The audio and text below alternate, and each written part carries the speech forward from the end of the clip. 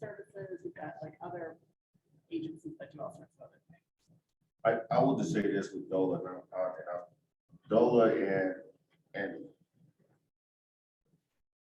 DOLA and CEO are working on energy codes, right? Those energy code boards today. So I think DOLA kind of does tie into the scope here. And to staff, I just want to thank you all for this. This has been a good exercise for prioritization. But I think that, I mean, depending on which audience you're in front of, it can go either way. But I would just say DOLA, in my opinion, just given where the housing and affordability challenges, just where we are, I think it should be. I don't talk myself into saying that it should be number one. Not number one, but like in that tier one. So what we have written down is homework. I want to make sure we're able to keep moving through the conversation. We'll reach out. Unfortunately, so many state agencies are represented here. The Department of Local Affairs, which for folks who don't have the acronym at home is what we're referring to as DOLA, is not represented on the task force. So we as staff will follow up with them after this and see about their citing decisions and approval. They don't really say decisions, but their approval decisions for affordable housing, whether that could be moved up into tier one and out of tier two, since it is very akin to permitting a new facility. And I think we've heard loud and clear just how important that is, because what leads to environmental injustice comes from two sources, right? It's not only new sources of industrial pollution coming to a community that is low income or a community of color, but it is also when the only housing that people can afford is built next to those sources of pollution that already exist, right? So I think we've heard that loud and clear as a priority, and we'll work with DOLA on getting that built into tier one. They've been extremely responsive and productive. I'm sure you all saw their comments that they submitted, so I'm sure it won't be a problem for us to work with them really quickly over the next week to get that figured out. Say something real quick. Because we're working with CDPHE, so the focus is obviously on the health and the environment. Kind of moving away from the social disparity piece as well, which is a part that's amplified with these environmental injustices. So I'm not seeing it in there. I'm seeing a lot of environmental permitting. Yeah, the other aspect of the other dimensions of environmental justice, you know, we've raised one, the environmental racism piece, but then the social inequities and the other things that that some of the agencies, you know, towards funding decisions and things like that, I'm seeing them under other. But I feel like they also should be a part of this conversation. Whether, you know, like healthcare, we can't dismiss that. We can't dismiss, you know, food deserts. You can't dismiss all that. Even education. When using those, you know, Isha. So the Isha, I think, will come back and tell us what the priorities in that community are, whether they're environmental, whether they're social, or whether they're health. And then we can prioritize, you know, it's very site specific. That's my takeaway. So can I make a comment to that? I appreciate that comment, Remy, and y'all are gonna hate me because what you're saying and what I'm hearing is it goes right back to what agencies use the Isha, right? Like we've made a determination to say what agency should use it, but if we don't consider the social equity piece of it, we might be missing an agency that could utilize or should be utilizing the Isha. And I just totally messed up some stuff by bringing up past conversation, but you have a very good valid point. And I totally see the priorities here, and I absolutely appreciate the work that's been in it. But as I listen to you, like I struggle with, wow, how do we prioritize? How can we justify making the priorities? Some I absolutely can see, but then some are like, well, it's like trying to put the horse, what do they say, horse before the cart, or cart before the horse, I see. And so there's a lot that I think further that needs to be thought through to tie, but I think I'm seeing what you're saying in terms of the Isha and this piece really need to be blending together somehow. And I appreciate that. And what is driving the community? What is driving the community to ask for it to be a prioritized community, right? Prioritized community. You know, it could be the air pollution, it could be, and all that rests in PG. And trust me, I work in environmental regulations, and that narrows my vision. I just focus on air pollution, water, soil. But then I do realize there are other things that are amplified and other agencies that could use, yeah, I'll get it right. And they're not on the list. Okay, so I'm hearing that we want the list to be more comprehensive.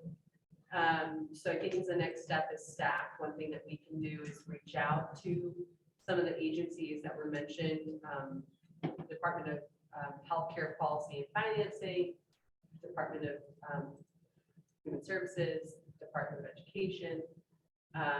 So I think those are one-on-one conversations that we'll try to have to squeeze in the next like week or two to see if they can see kind of how they fit into this table. And if we need to do any sort of rearranging, but I think that's like the next feasible step during the time that we have.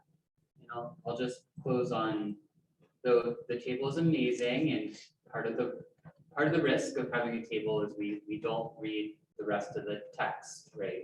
Because, well, at least for me, someone who's trained in the natural sciences, like I always go to the data first and then I read the words.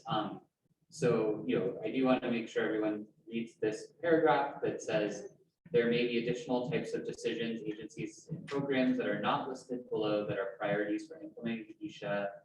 And additionally, some of the things listed below shouldn't be priorities. So rather than outlining the exact types of decisions where agencies should apply to Isha, the table is intended to provide general guidance for the legislature about the categories of decisions that the task force believes it should be a priority for agencies to consider and implement Isha. So, you know, that's not to say that I think we do have a gap, right? Like a lot of the substance of what we've identified as together should be in Isha to get at those social factors that as a group of people who mostly focus on environmental topics, we've kind of left out the agencies that address those social factors. So I don't want to say like that's not a gap, but you know, would also encourage you all to be thinking about what additional language, if any, do we need to add or change within this intro paragraph to kind of reflect more of the intent here and make sure that everyone knows, you know, the table is not the be all end all, right? Like we don't want the legislature to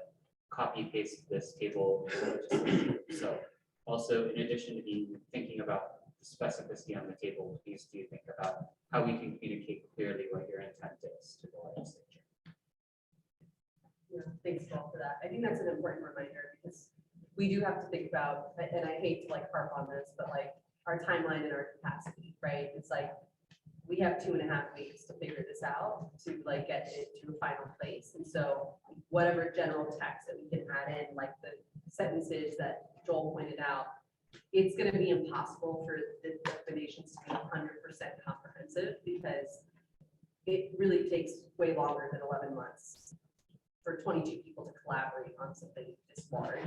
And I think we're doing an excellent job at it, but we have our limits, right? Feel that? Just to add one word, consider and implement it. Consider, fund, and implement the Isha. I think that's just the only word that I think missing, because I think we're seeing this chart as a prioritization for funding all these agencies to implement all these pieces. I think it's just the funding piece that I want to make sure that we're highlighting, because that's, I think, how we're seeing that prioritization, correct? Yes, and I'm so sorry my computer did not do what I thought it would do when I hit Control F. So give me a second. No, find the replace. Oh, consider. Okay, I see. Sorry to that. Consider, fund, and implement. Okay, there we go. Thank you.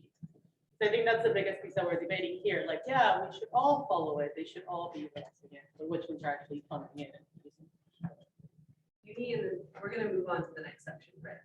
Okay, I mean, my suggestion would be, the table is beautiful, but we can get caught up and wrapped up in it.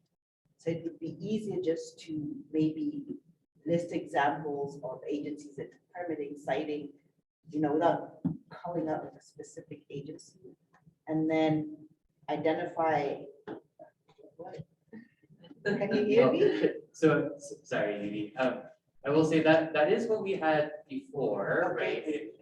In draft 1 and 3, which led to, I think, a pretty universal consensus among commenters that they wanted more specificity, and a lot of agreement in the last equity analysis subcommittee that they wanted more specificity. So I totally hear you, because that was why we didn't try to spell it all out in the first place and just provided a few examples. But it seems like that approach wasn't really maybe what you all wanted, and also not helpful to stakeholders. So I don't want to cut you off, but that was why Lovina and I shared that significant points.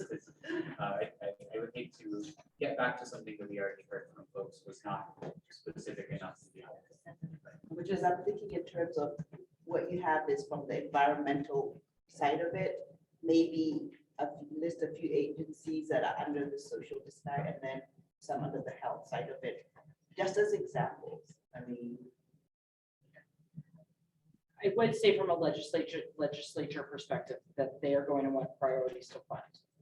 Because they can't just write a check saying, yes, every agency will use Isha. They can't, and so then they can specifically go through and which ones they are. I'm not saying I would like the magic wand to give them all the money, but that would be an argument to keep it.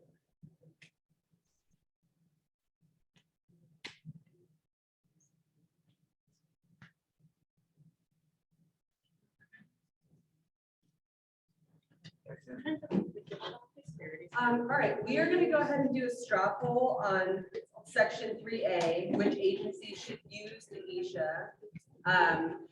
So we've heard some feedback that we want even more specificity around, at least examples of kind of agencies that focus on health disparities, agencies that focus on social impacts, social health impacts. And so we will take that into consideration. We will do our best to reach out to some of those agencies to see if they have any input, as they're not reflected in the current section right now. But again, this straw poll is just to gauge temperature of, are you all satisfied with this section, given the homework that us staff have to do? So which agencies should use the Isha? Do you approve of this section, yes or no? And Morgan will have that straw poll launched. She hasn't launched. Okay, so we are voting on approving section 3A. Again, given that we will be making updates and changes.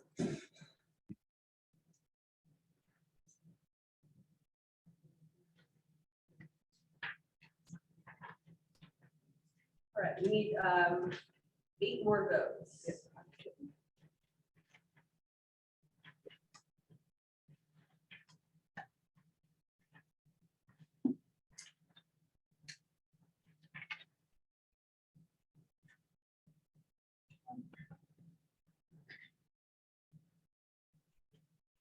a random comment, like, I just feel like, this whole process, which has been great meeting everybody here, and I've learned so much, but at the end of the day, like, working through this, it just shows and confirms, and something I've always believed, it's like, everything is interconnected, and it's really important that legislation realizes that, right? You can't just put things, and I think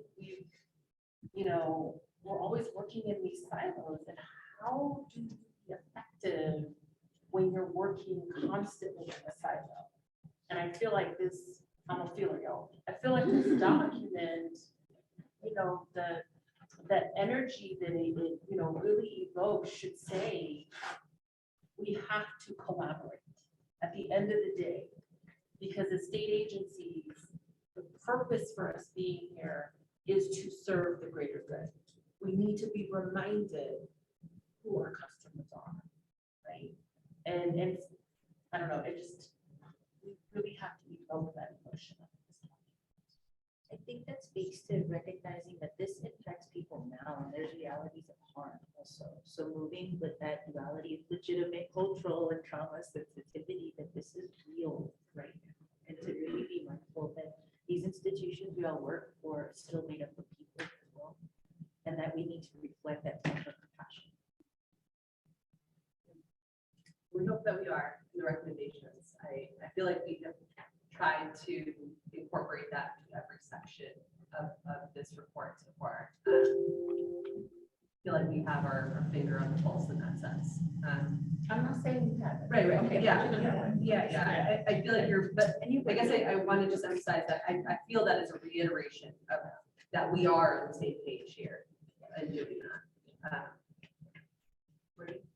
With 19 votes, we are at 79% yes and 21% no. Maybe we can put out the same invitation that if you are a no vote based on something that we didn't discuss today, you don't have to speak up right now unless you really want to. Because you're like, oh, I thought I was gonna get a chance to talk about it and then I didn't. But please do reach out to Lubna and I, let us know what your concern is, what your issue is, so we can make sure we leave time to facilitate conversation on that point. Because we do, we won't know unless you tell us, right? So just keeping that invitation open. Yeah, as task force members, I think what might be helpful is if you have kind of an internal thought that you want to get back to later. As we send you the updated draft recommendations next week, it might be helpful for you to kind of make notes on your personal copy, either a written note that hey, this section is something that I flagged and I was expecting changes. And if those changes are not reflected in the new draft that we send you next week, those are the types of red line edits that will be helpful for us prior to the public meeting. So really quick questions.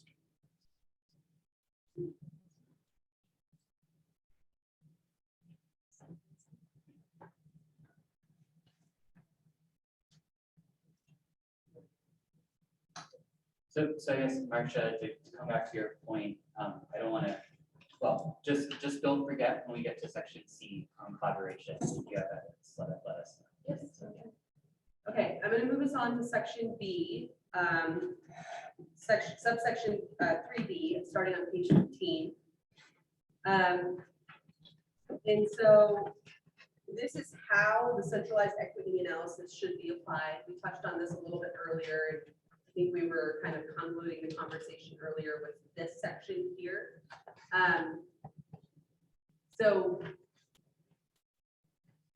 The section starts off by saying the task force recognizes that no single agency can address all cumulative impacts, but rather recommends that agencies use the ESHA to improve their decision-making and ensure that their decisions minimize harm and prioritize improvements in DI communities where possible.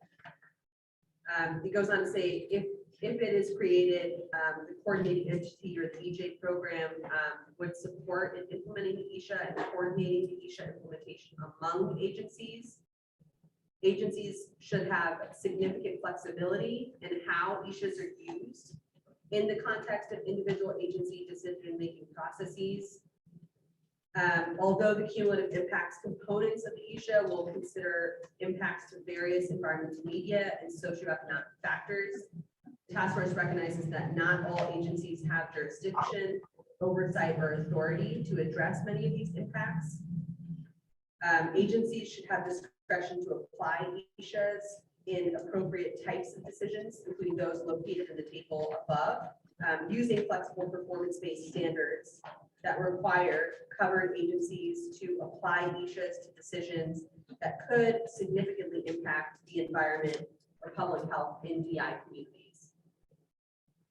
I'm not going to go through and read much more, but I just wanted to give some high-level updates on, I just wanted to highlight some of the high-level stuff from that section and then open it up for discussion on if there's anything additional here on how the centralized equity analyses should be applied.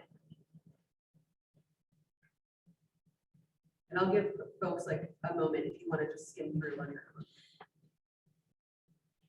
I guess kind of, I have just a kind of similar feedback that we had, removing the shoots, oh my God, shoots, and adding them for must. Because I think it is not strong enough language as it is, they should do it, but they must do it. I think I see a lot of those.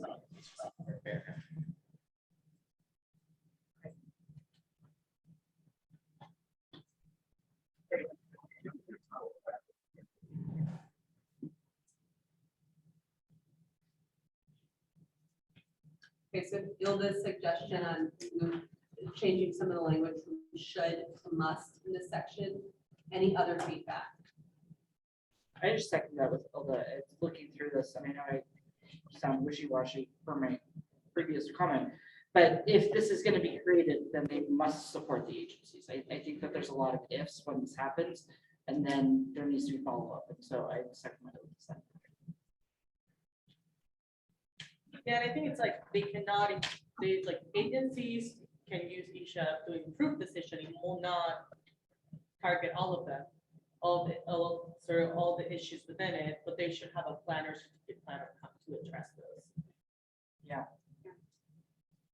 So I'm gonna comment, and it's probably putting myself in a bind, but as I'm just thinking out loud, I don't disagree, right, with, you know, saying that if we're creating this features, which is a form, which is a process in which can help decision making, right, for these priorities.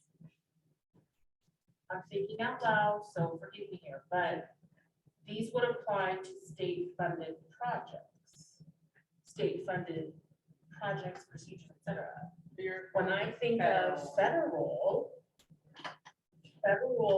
has its requirements and process. Like, so for us, we do analysis already.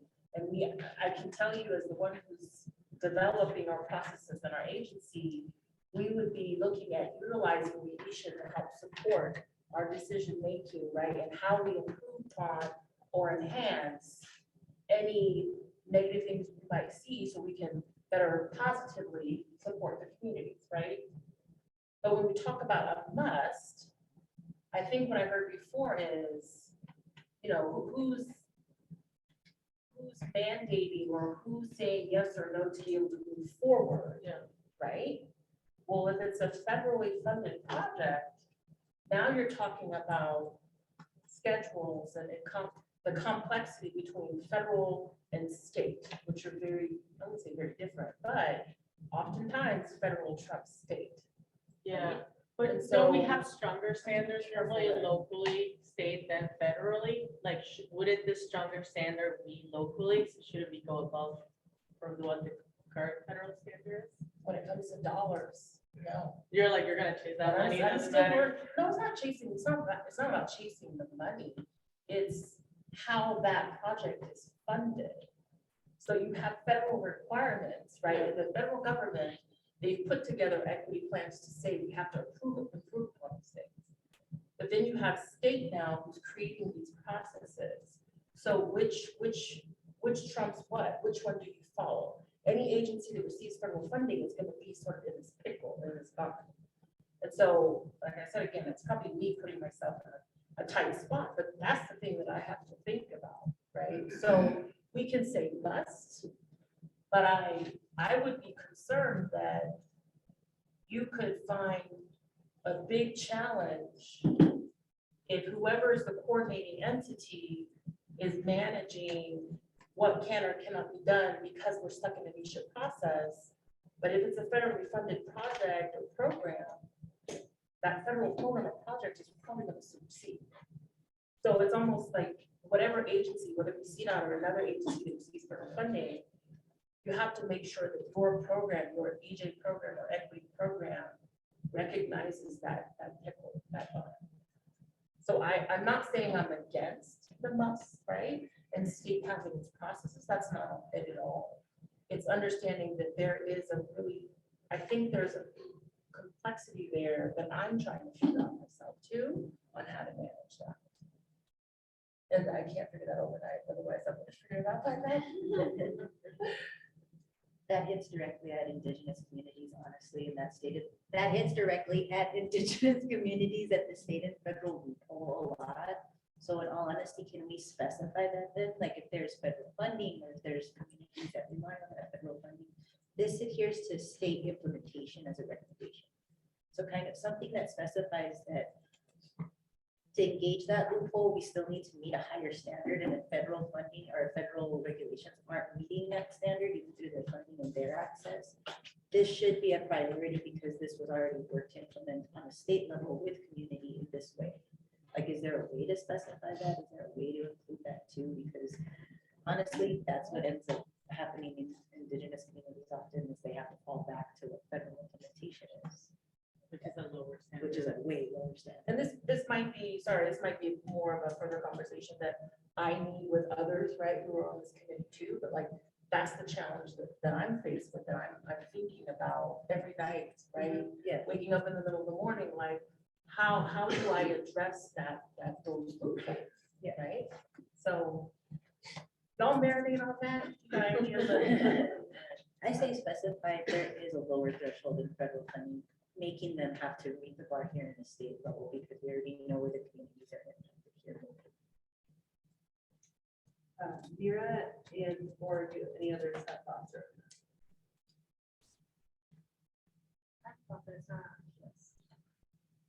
Mira, did you have something on this? Not specifically on this, my comments more general. Mason, did you have something on this? But yeah, mine. Well, yes, it is about this, but it kind of has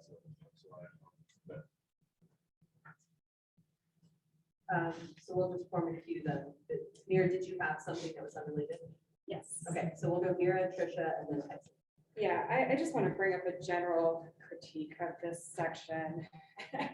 I apologize in advance for being a little blunt, but I think this is the weakest section by far of this document. I read it and I have no idea what the state agencies are going to do to implement the ESHA. There are 5 paragraphs describing how much flexibility we're giving agencies, and 2 paragraphs at the end, one of which is very short, describing things agencies can do to implement the ESHA. And I think, pursuant to the entire conversation that we were having earlier about what the ESHA itself will do.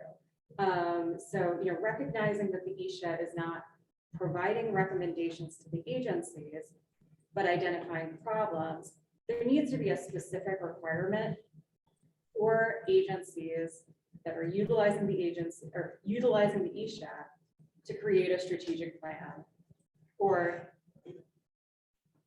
something to address the problems identified by ESHA. Because right now this is just incredibly easy. And I think this is the biggest problem with the task force document as this coming. Michael, did you have a response directly to that? Yeah, I just respectfully disagree. I think that you should allow agencies some flexibility. Like, you give the agencies a framework and allow those representatives within those agencies to craft, to be able to implement it in a way that makes sense for that department or agency. Like, I can't speak for what Kelly's doing in PUC. I certainly can't speak to the work that's going on at CDOT. And so I think that this section actually gives, I like the word flexibility and how, but again, like, I'm gonna always defer back to agencies and departments because they're the ones that have to implement it. And so I don't think this section is weak. I would use a different vernacular word choice, but that's just my opinion. I mean, I'll certainly go back and read it because I do respect the opinions of my colleague here, but I think flexibility is good for agency departments, but I would love to hear from the agencies and departments that are here. I just want to make sure that this is successful for end users, for the people who we're trying to serve most. And if they can't implement it, then we're setting a false expectation. So that's my comment, and I'll certainly entertain others. If I can just jump in for a section, I think, Mira, your point raises like a meta challenge with this task force, which is it's a lot easier to identify problems with something on a page than it is to come up with the affirmative vision of what will happen, right? And so I think that I hesitate to say I agree with you in that, we've all worked really hard to get to where it's on the page right now, but I think you raise an important point that so far a lot of what's happened when we raise like how will it be implemented is someone has raised a specific issue and how will that actually work, and then we respond to that, but there hasn't always been someone starting with like, here's our affirmative vision, right? So I would kind of challenge you all in this to be kind of like solution oriented is I think a term we used in the last subcommittee meeting to kind of bring forward like, well, what is your vision for how it will work? Because I think Mira raises an important point that right now it's a lot of negative, like it won't do this, it won't do this, it won't do this, because it is incredibly difficult to articulate how sort of a one-size-fits-all solution would work. But this is kind of our last shot to articulate that positive vision of like what will it be, and because there have been so many hard things for us to work through to get to this section of the document, like there hasn't always been a chance to do that. So like would definitely welcome everyone to keep raising those critiques, but the thing that will like ultimately get us to something I think we can all agree on is kind of articulating that positive vision of like, okay, like what would that be in terms of like how will it? So there were a couple people that whose hands shot up right after Michael was talking. So I had Dominique, Ian, Uni, Marcia, and Tricia. She was too. Okay, I wasn't sure if it was in relation. Okay, go ahead. Yeah, thank you. I mean, this to me is the hardest section in the document, and I think the one that we have grappled with the most. Having been a member of the subcommittee on this, like this is what I think we have really focused on and struggled with. And I actually think where we've gotten to is fairly concrete in being implementable, because that's another theme I feel like we talked about a lot, was that we want to make sure that this document doesn't get shelved, right? That it is something agencies can take and really affect change. But we all make very different types of decisions. So we struggled with, we can't say each agency will implement it this way. And so it came out to me more of like a process kind of thing of agencies must do this, but each agency has to figure out how to do that and each of their different types of actions. And there's going to be input and public opportunity for that, right? Because it talks about doing that through rulemakings or other processes to sort of specify what that is. So I think there's more conversation to like really nail this down, an opportunity. But I guess I'll leave it at that. Thank you for letting me jump in. Dominique and Ian, did you still have thoughts or? Very similar point, just that if we look above at the table, and this doesn't include all the other ones that we recognize today in terms of healthcare and education, et cetera. There's so many different kinds of things that are happening. I just think that it's going to be really hard. I'm sympathetic, but I think it's really hard to say, here's what should happen exactly. I just don't think we can do that as a body. Tyson, you were in the queue. I just want to be respectful of that, but Marcia and Jamie's hands shut up. So I just want to see if you're going to switch topics or. No, mine's directly Okay, related to the exact same thing, which is, I think I said this, and I've said this several times in the subcommittee, but the actions that each agency takes are going to take an effort, right? I mean, I'm hoping that most people in this room will join in that effort to create those rules and rulemakings that are going to have to take place to do this. Which kind of brings back to that point of, we have this list of priorities. Every agency has to have the mechanism to be able to identify DI communities, to use Ishas and to implement the avoidance, minimization, mitigation measures built into their rules. I know COGC has that. Marshall, you said something about CDOT's working on that piece of implementing, how to implement, studies and how to use it in its permitting, right? Yeah. So it brings me back to that point of any agency that's actually gone through that should be able to, and I say this not knowing for a fact, but I would assume that the COGC can make that adjustment pretty quickly because it's already been written. The difference is what's required for an impact study now versus what an issue would provide. So again, I go back to that point that we have we have what the agencies can do, and then we have what the community wants and everything else. Those things need to come to a head at the respective rulemaking, things that need to take place. Those are things that are written into legislation that cannot be changed. They are going to have to go through those processes. And at that point is when they get solidified. So no matter what we say, even if we say it has to do this, it has to do that, when they go into a rulemaking, it's not going to come out that way because you have to go through that process, that due process of going through the whatever requirement may be for each agency. So I am actually more comfortable with this than I am with the tiers above, because the tiers above, a lot of times it's different agencies, different things that different agencies do are tiered lower, when it's really, the agency needs to go through rulemaking. It took COGC 2 years with an executive order to go through rulemaking. That needs to be done now. If you don't have the framework to implement something like this, you need to start working on it. And that should be the recommendation, that each agency should go through, get ready for this, because once the issues are out, you're gonna have to figure out how to implement it, and that's set by rulemaking.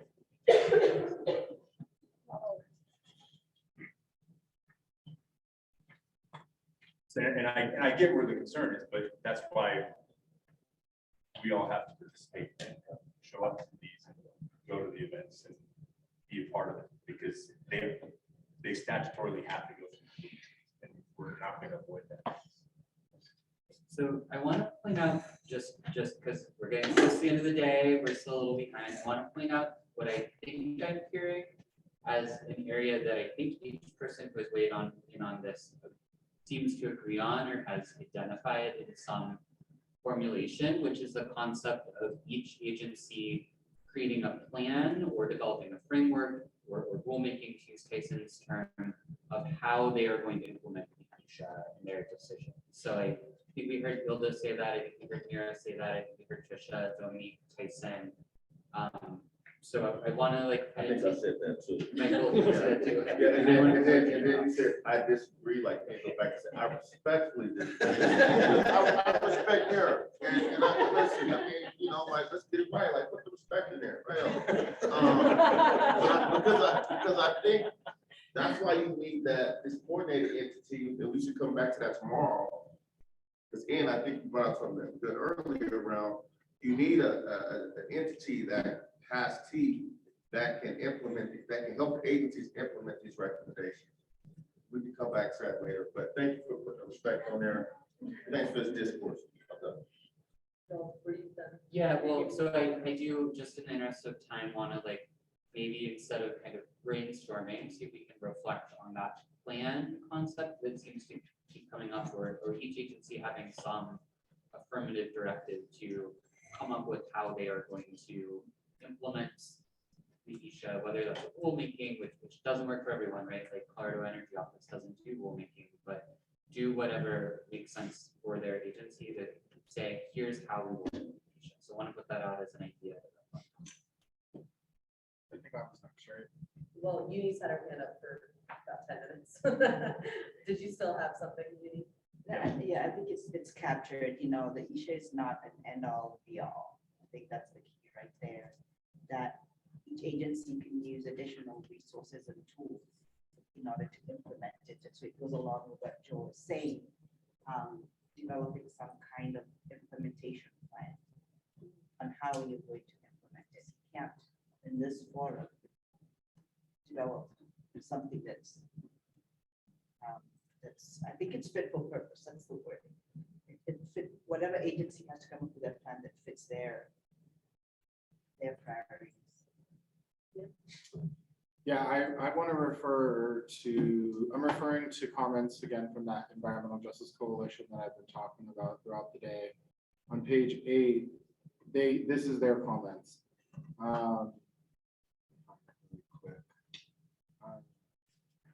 To fulfill this responsibility, state agencies must meaningfully and consistently apply the equity analysis. Providing agencies with broad discretion to apply equity analysis when and how they see fit could lead to inconsistent application of the analysis and risk state actions that do not consider or incorporate equity. Thus, this would perpetrate long-standing environmental harms and thwart the state's environmental justice efforts. And I would also just say, I know that this is going to be administratively, there's going to be rulemakings everywhere, but every time you push it further down is another venue. The environmental justice advocates now have to commit resources to trying to fight for the applicability. And that's so many games that we have to play in theory. No, I completely agree with you, but some. Sorry, I just want to give Jamie an opportunity to, he's been waiting. Yeah, I didn't want to like jump the line, but I just wanted to mention that I think I heard something different in Mayor's comment than Michael did. And Mayor, please feel free to jump in and correct me if I'm wrong, but what I heard was that there needs to be a mandate for some solution, but still allowing some flexibility for agencies to figure out what the best way toward that solution is. But I would have to agree 100% that it can't end with just an ISHA. There has to be action on that ISHA, and that's the mandate that I heard in Mayor's comment.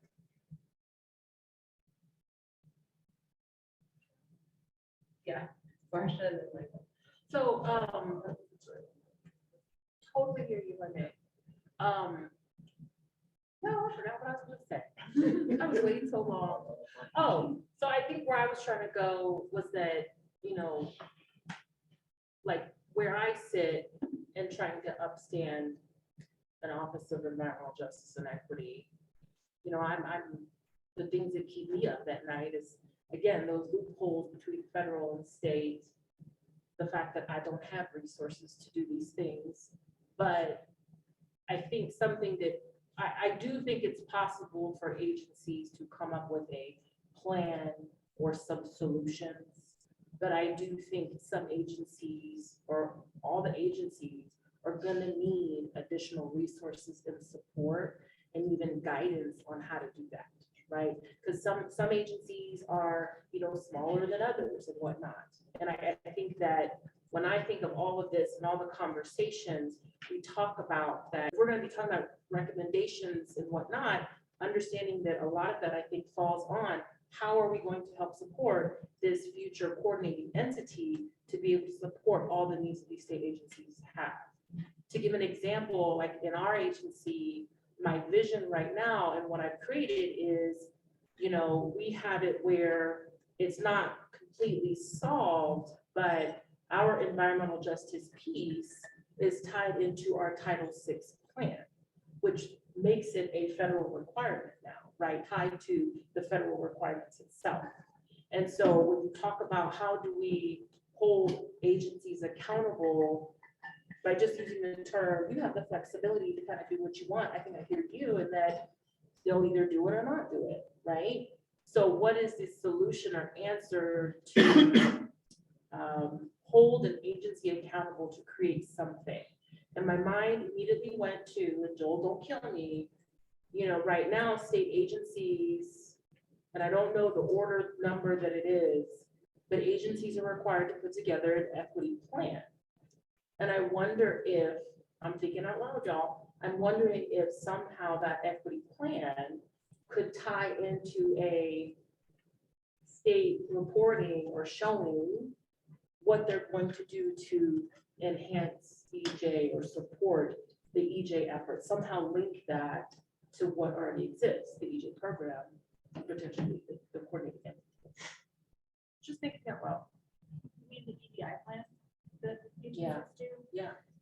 I think there's a way, there's a way to connect that, perhaps. Because that is a requirement already, right? Now, equity embodies many things. And I see environmental justice is part of that. And so what exists now is the requirement for agencies to come up with their EDI plan. I'll let you know, that's what I've done, right? So I've taken the EDI plan to make sure, one, it simply says we're creating the foundation. And building that foundation includes how we help build the EJ process, right? And then I was able to, and I can only speak for my agency, tying it to federal requirements, which makes it a mandatory thing. I don't have an option. For agencies that don't have a federal connection or tie, I don't have an answer there, but it could be the EDI plan. I don't know. Okay, the queue that we have is actually Jonathan, Michael, Mira, Hilda.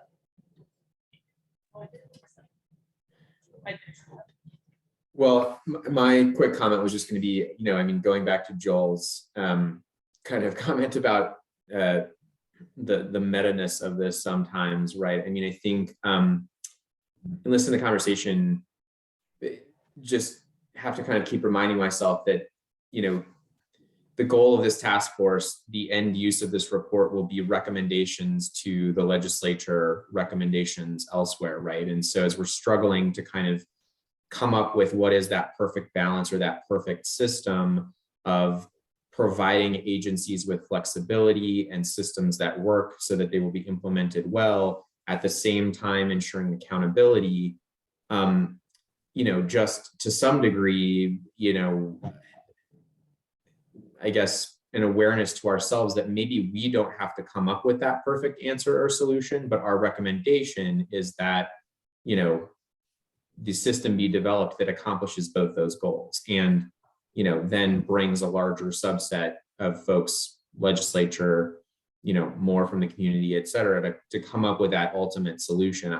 I guess I'm saying, I don't know that we have all the experts in the room to come up with the perfect system all the time, but it sounds like we're saying generally consistent things, right? We want flexibility on one hand, but we want accountability as well. And so just kind of one comment there that, maybe we could be thinking about the recommendations from that perspective too.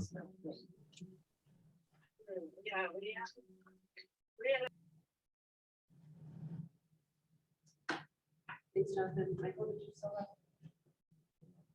But I do want, how do we get there? The accountability, flexibility. Sure, yeah.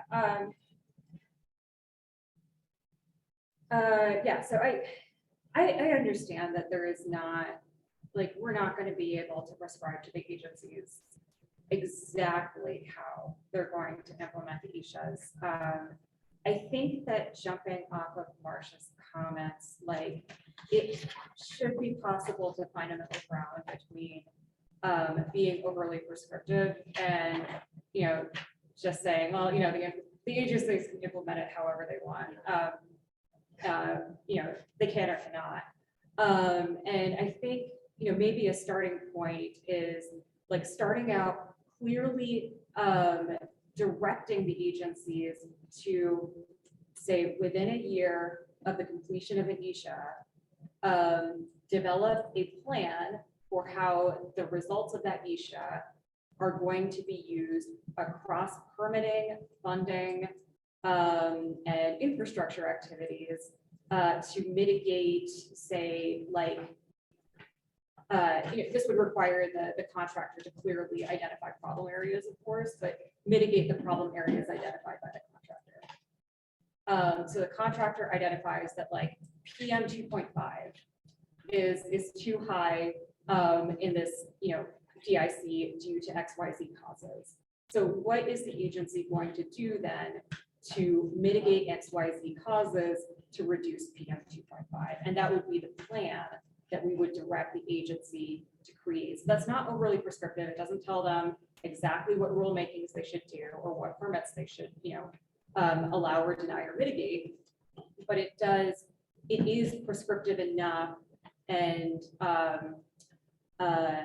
you know, less hazy than I think what we have now, which is really, you know, like, again, I read this and I don't know what the agencies are going to do. And then maybe we can also, we've identified 3 particular priority areas earlier in the discussion. We identified permitting of new sources.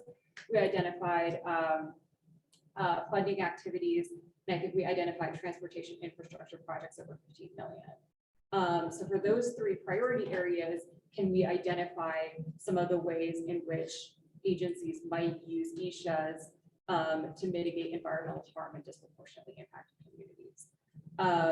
And if we have the bones of that, I think that's an improvement over, you know, simply saying that the agencies may be empowered to implement the ESHAs without putting any meat on that. Here, what really quick, two process questions. So one, I will just kind of put to the group your very last point about like, how does this work in specific types of decisions?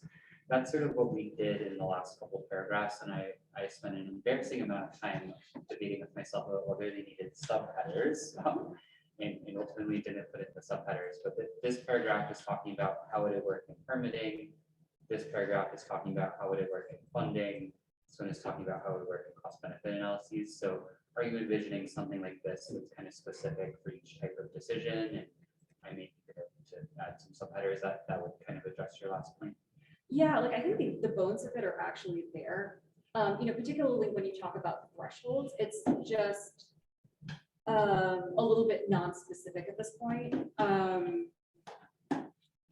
I think also, you know, as a this is less substantive and more impressionistic, but I think like directions as to how the agency should be implementing the ESHAs would be best served up front as well, because I think that provides clearer guidance that this is something that we're actually going to do, if that makes sense.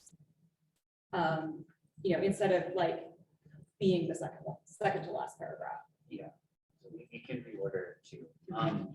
Other question, I think you did a great job sort of articulating a synthesis of what we've been hearing all day. I might just kind of, or not all day, just from everyone in this discussion, I want to just see what everyone thinks about if I put like this language that I think Mira just said out loud, and I think I mostly typed correctly on the screen, if we'd be up for trying to kind of wordsmith that as a group, as like an example of the plan concept, or if folks think we're maybe not there yet to be able to wordsmith it. And I'll read it out loud. I know, sorry, I'll get back to 200 Zoom.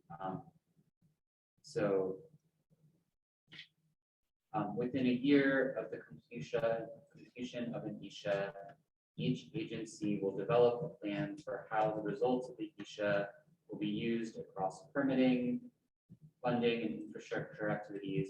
We may need to revisit that. I'm not sure, like infrastructure activities quite matches the categories above, to avoid, minimize, and mitigate the problem areas identified by the ESHA. Maybe we don't need contractor here since it's the document, not the individual. For example, fine particles, just use that terminology for PM 2.5 to make it a little easier for our interpreters. Explain what the agency would do to mitigate those causes to reduce the exposure. So maybe I think this could better be as an example. Sorry, I do have to go to 175 Zoom for this to like work. So apologize everyone in the room.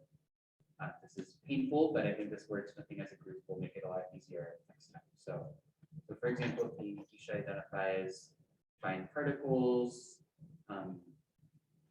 as the main driver of environmental health risk, the plan should explain what the agency will do to mitigate causes of fine particles to reduce exposure to fine particles.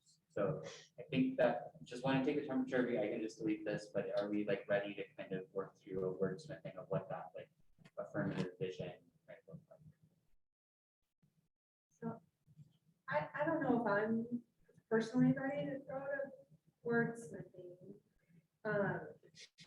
From a conceptual standpoint, I think where I can understand what it would look like to develop a plan for how to use the Isha. That's sort of like around the like developing a plan for how we're going to implement it. I'm struggling a little bit more, and I just need some time to think about how we would do this. But the second part about also including in the plan, like how we're going to address it, I'm struggling with, because in my head it goes to, okay, well, that means that we're gonna deny a permit, or we're gonna do, we're gonna adopt a rule that does this, and those are like presupposing like decisions that haven't come to us yet. So I need some time to think about how or whether we could do that part. My question is along the same lines of, and I go back to this, that's what I know.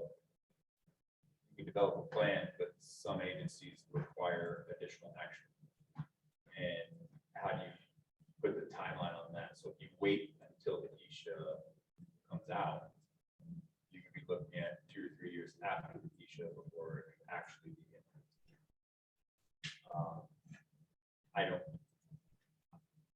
I think agencies that have already begun to address this or have a structure within their system will be able to do it much more quickly. But I know some agencies don't have any structure whatsoever. So I don't understand how that's going to work. Just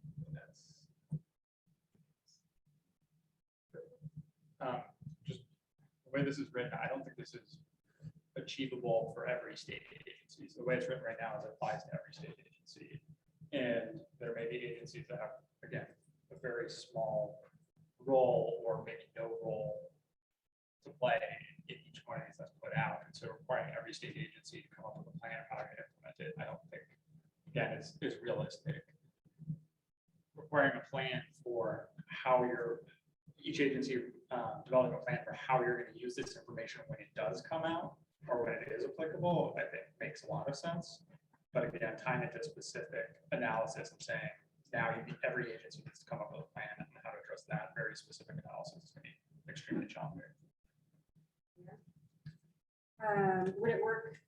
So I guess I have two ideas for how to address this. One would be to use the priority agencies applied or identified through the previous section. And the second would be for, I'm plus or minus on like the contractor or the Isha itself, identifying the agencies that would have to address the problem area given our previous discussion on the Ishas, but that is, I wanted to throw that out there as a possibility that the report itself would identify like 2 or 3 priority agencies to address, each problem area.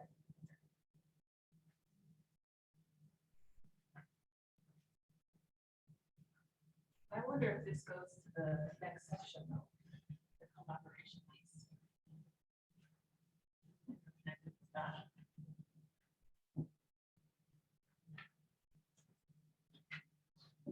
Yeah, it's definitely going to get complicated as you look at. Like, UGC already has a mechanism to drag in the CDPHE, to drag in Colorado Parks and Wildlife, to drag in other agencies. Are all agencies going to do that?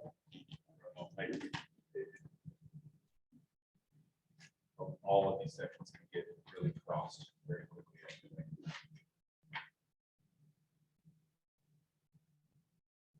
So let's maybe take a moment to take stock, because this is really hard, right? Like this section is the hardest part, I think, of the whole document, it's been a long day. The answer is not obvious. I think we've heard a couple of I think the good news is there's a lot of general agreement in concept, right? Which is good, of needing to do more than the current draft does to kind of articulate where the line should fall between flexibility and accountability, to use Jonathan's point, right? We have kind of Mira's suggested language, we've heard some critiques of that, Mira has offered some alternatives. I think in a way, what Jonathan was suggesting is a different alternative of just kind of like spelling out the need for the ultimate decision maker, in this case, like the legislature, with all of the additional process that comes with that and opportunities for community input, right? To be the one that kind of articulates that balance. I'm not sure if I've necessarily heard a different option, but there's some, I'm sure there have been some articulated. So, you know, we could let it go, come back to kind of each of those alternatives in Pueblo. Folks could suggest some alternative language now. We could try to spell it out and do the wordsmithing now, but do you just want to think about how do we get the general sense that we kind of know what we're talking about in this room on the page in a way that we can take a final vote on it in a couple of weeks, because it is a really big challenge, right? So welcome feedback on like what the best approach would be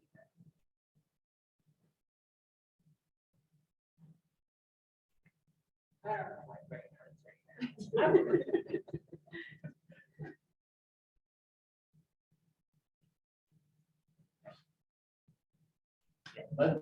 Let's maybe. Yeah. All right, I think people need some time to just walk around and exercise their minds. So let's take a break. Let's come back at 4:35. So just shy of 10 minutes. But take a breather, recharge. Let's come back to what Joel was talking about in terms of, as staff, what are our next steps for getting us to a more solid place in this section. All right, we'll come back at 4:35.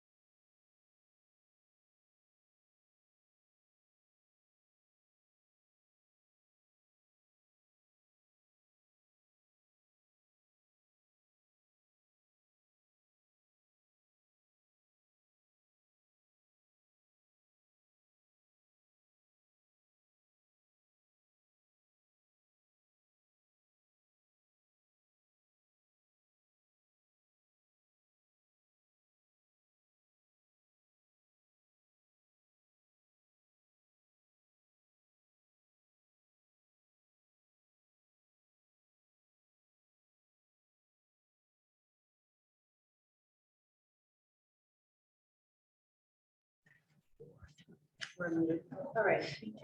Back. Great. So.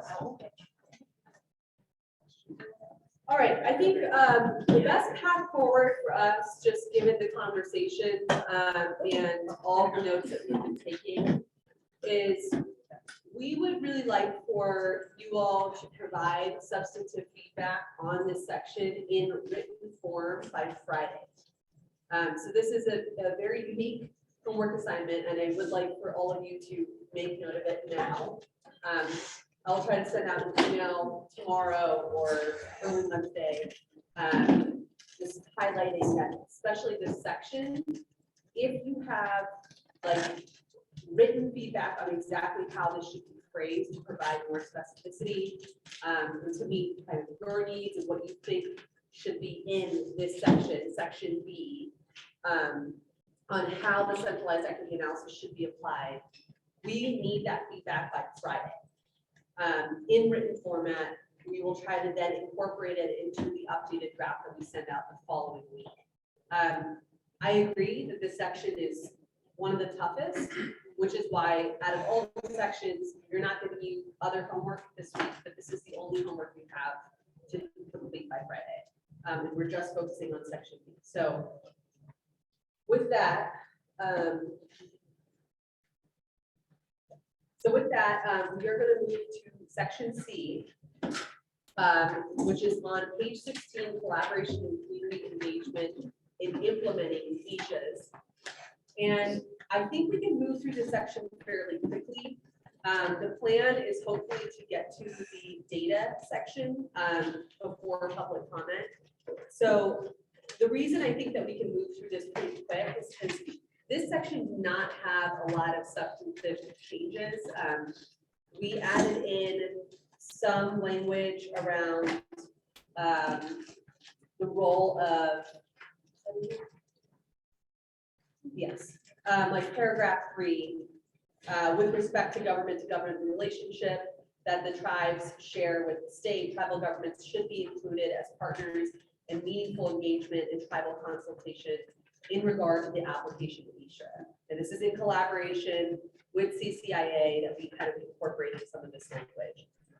Other than that, there were not like very substantive changes from draft 3 into this section C. But I want to pause to see if there's any other thoughts. And I know, Marcia, you had some thoughts earlier. I don't know if, we've talked about them and that's been resolved, but so real quick here, I'm gonna just gauge how you all are feeling. I think when I would say collaboration, I just want to emphasize how important it is that agencies really collaborate around this whole effort. I mean, that's coming into the state and observing, that's one of the biggest things that I've noticed. I'm not saying, let me put on record because I know it's being recorded. Marcia Nelson is not saying that state agencies don't coordinate. I'm still trying to figure out how we coordinate, but in what I see, I know that there could be a lot of enhancement around what that looks like. So I'm all for the engagement, because again, I think of, when I think of CDOT and what our goals are and what we're trying to do, you have to, as someone who's sitting in the equity space, I'm always thinking about the bigger picture. I have to think outside the box. I work in the gaps to identify the barriers. And so for me, it's so important, my North Star is always remembering that community is who we serve. So everything we develop is how it impacts them at the end of the day, right? My agency's interaction with another agency ultimately impacts the community. So making sure that that relationship and that collaboration is intentional, meaningful, and supportive helps everyone at the end of the day. That's all I have to say. So I recognize that, and that's a great point to bring up, and I just want to recognize that we've talked about that several times, and what we're looking for now is, are you all okay with what's on the page? Is there anything else that needs to be added? We definitely have emphasized the importance of collaboration and community engagement throughout the recommendations. So I just want to because we don't have time, I do not want to have, folks reiterate the importance of that, because we are all on the same page with that. But if there's any wordsmithing that needs to happen for section C, page 16. Now's your time to speak up. Yep. Cultural and trauma sensitive. Okay. Because of just erasures, the system we need to still see is innately going to leave out communities because they don't recognize them. I've always cited indigenous communities, so it has to have cultural and trauma sensitivity. Any other additions? Should that first sentence just be when applying visas to decisions for new impacts rather than permitting decisions for facilities? It should be any decision for new impacts because there's going to be grant decisions. And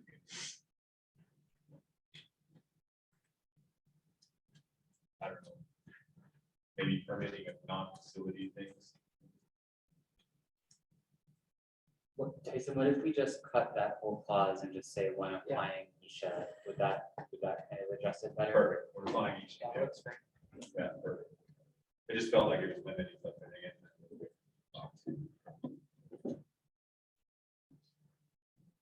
Any other comments on this section? And if not, we're going to go to the straw poll.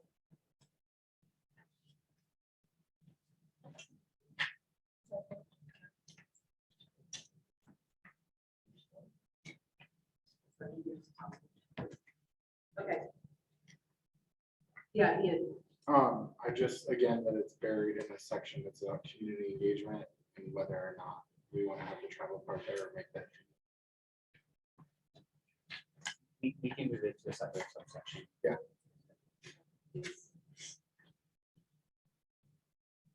All right, not seeing any other comments, we're gonna go ahead and vote on section, subsection 3C, page 16, collaboration and community engagement and implementing Ishas.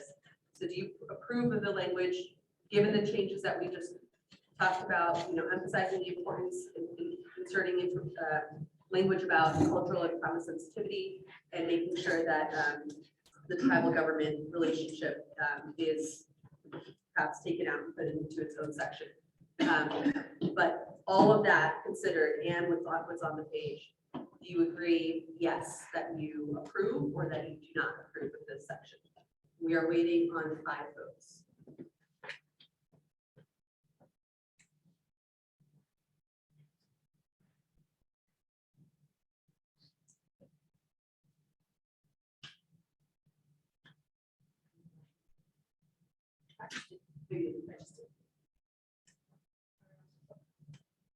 Waiting on one more person.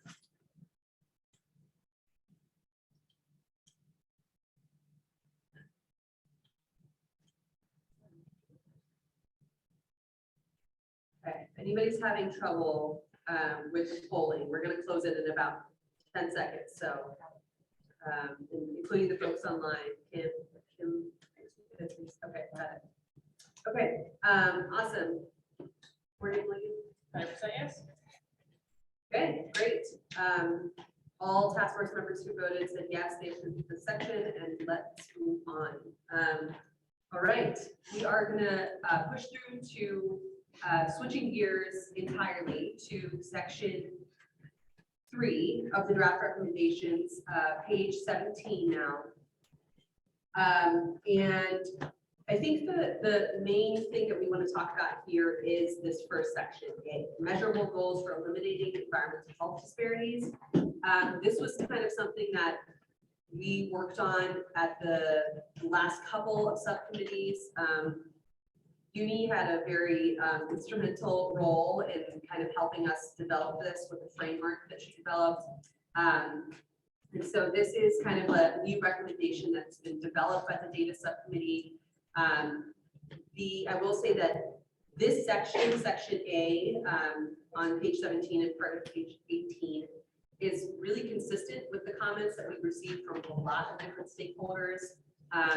So we as staff feel pretty good about it, but we want to open it up for discussion and see how folks feel.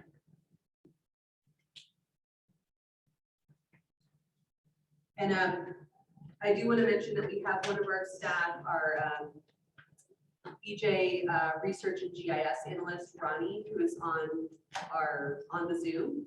And she can answer any questions in terms of kind of implementation when it comes to measuring the goals for eliminating environmental health disparities.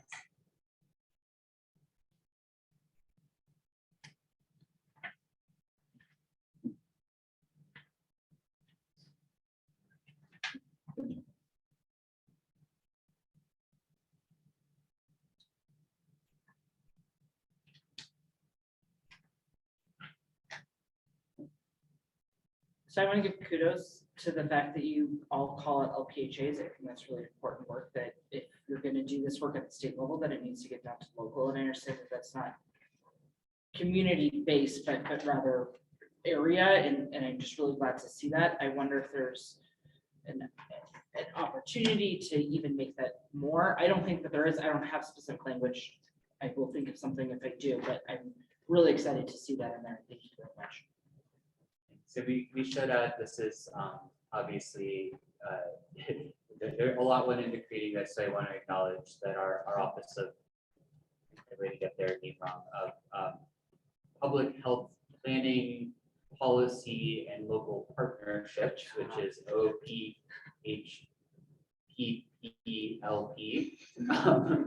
run by Michelle Shimamura. It was really helpful in getting this language together. They sort of handle this type of assessment for us as CDPHE, but also work directly with local public health agencies on these types of assessments. So they had a chance to kind of help shape it. So full credit that's where that. It's really good. But obviously we are not the only folks who use this data and track this data.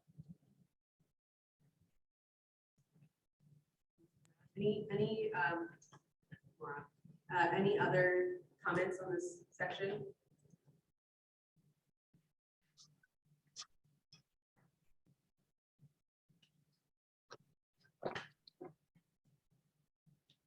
Gold star. I'm waiting.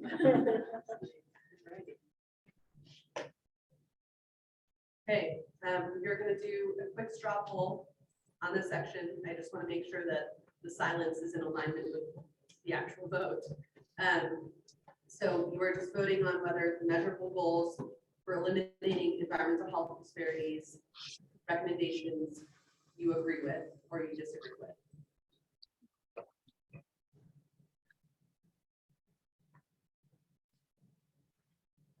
All right, the poll has been launched. You can go ahead and cast your vote.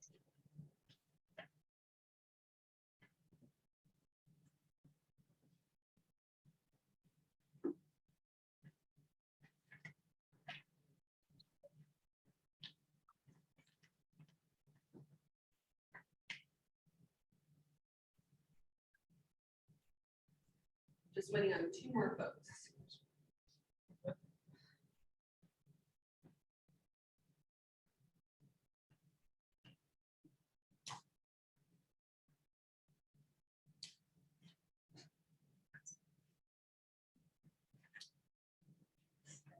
There's 1 more person that needs to vote.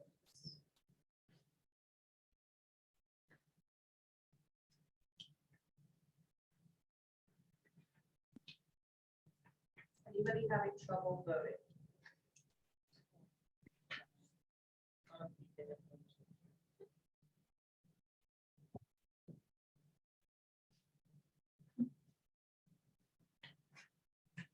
Okay. You're at 100% yes. Woo! All right. Great job, guys. All right, we are going to move on to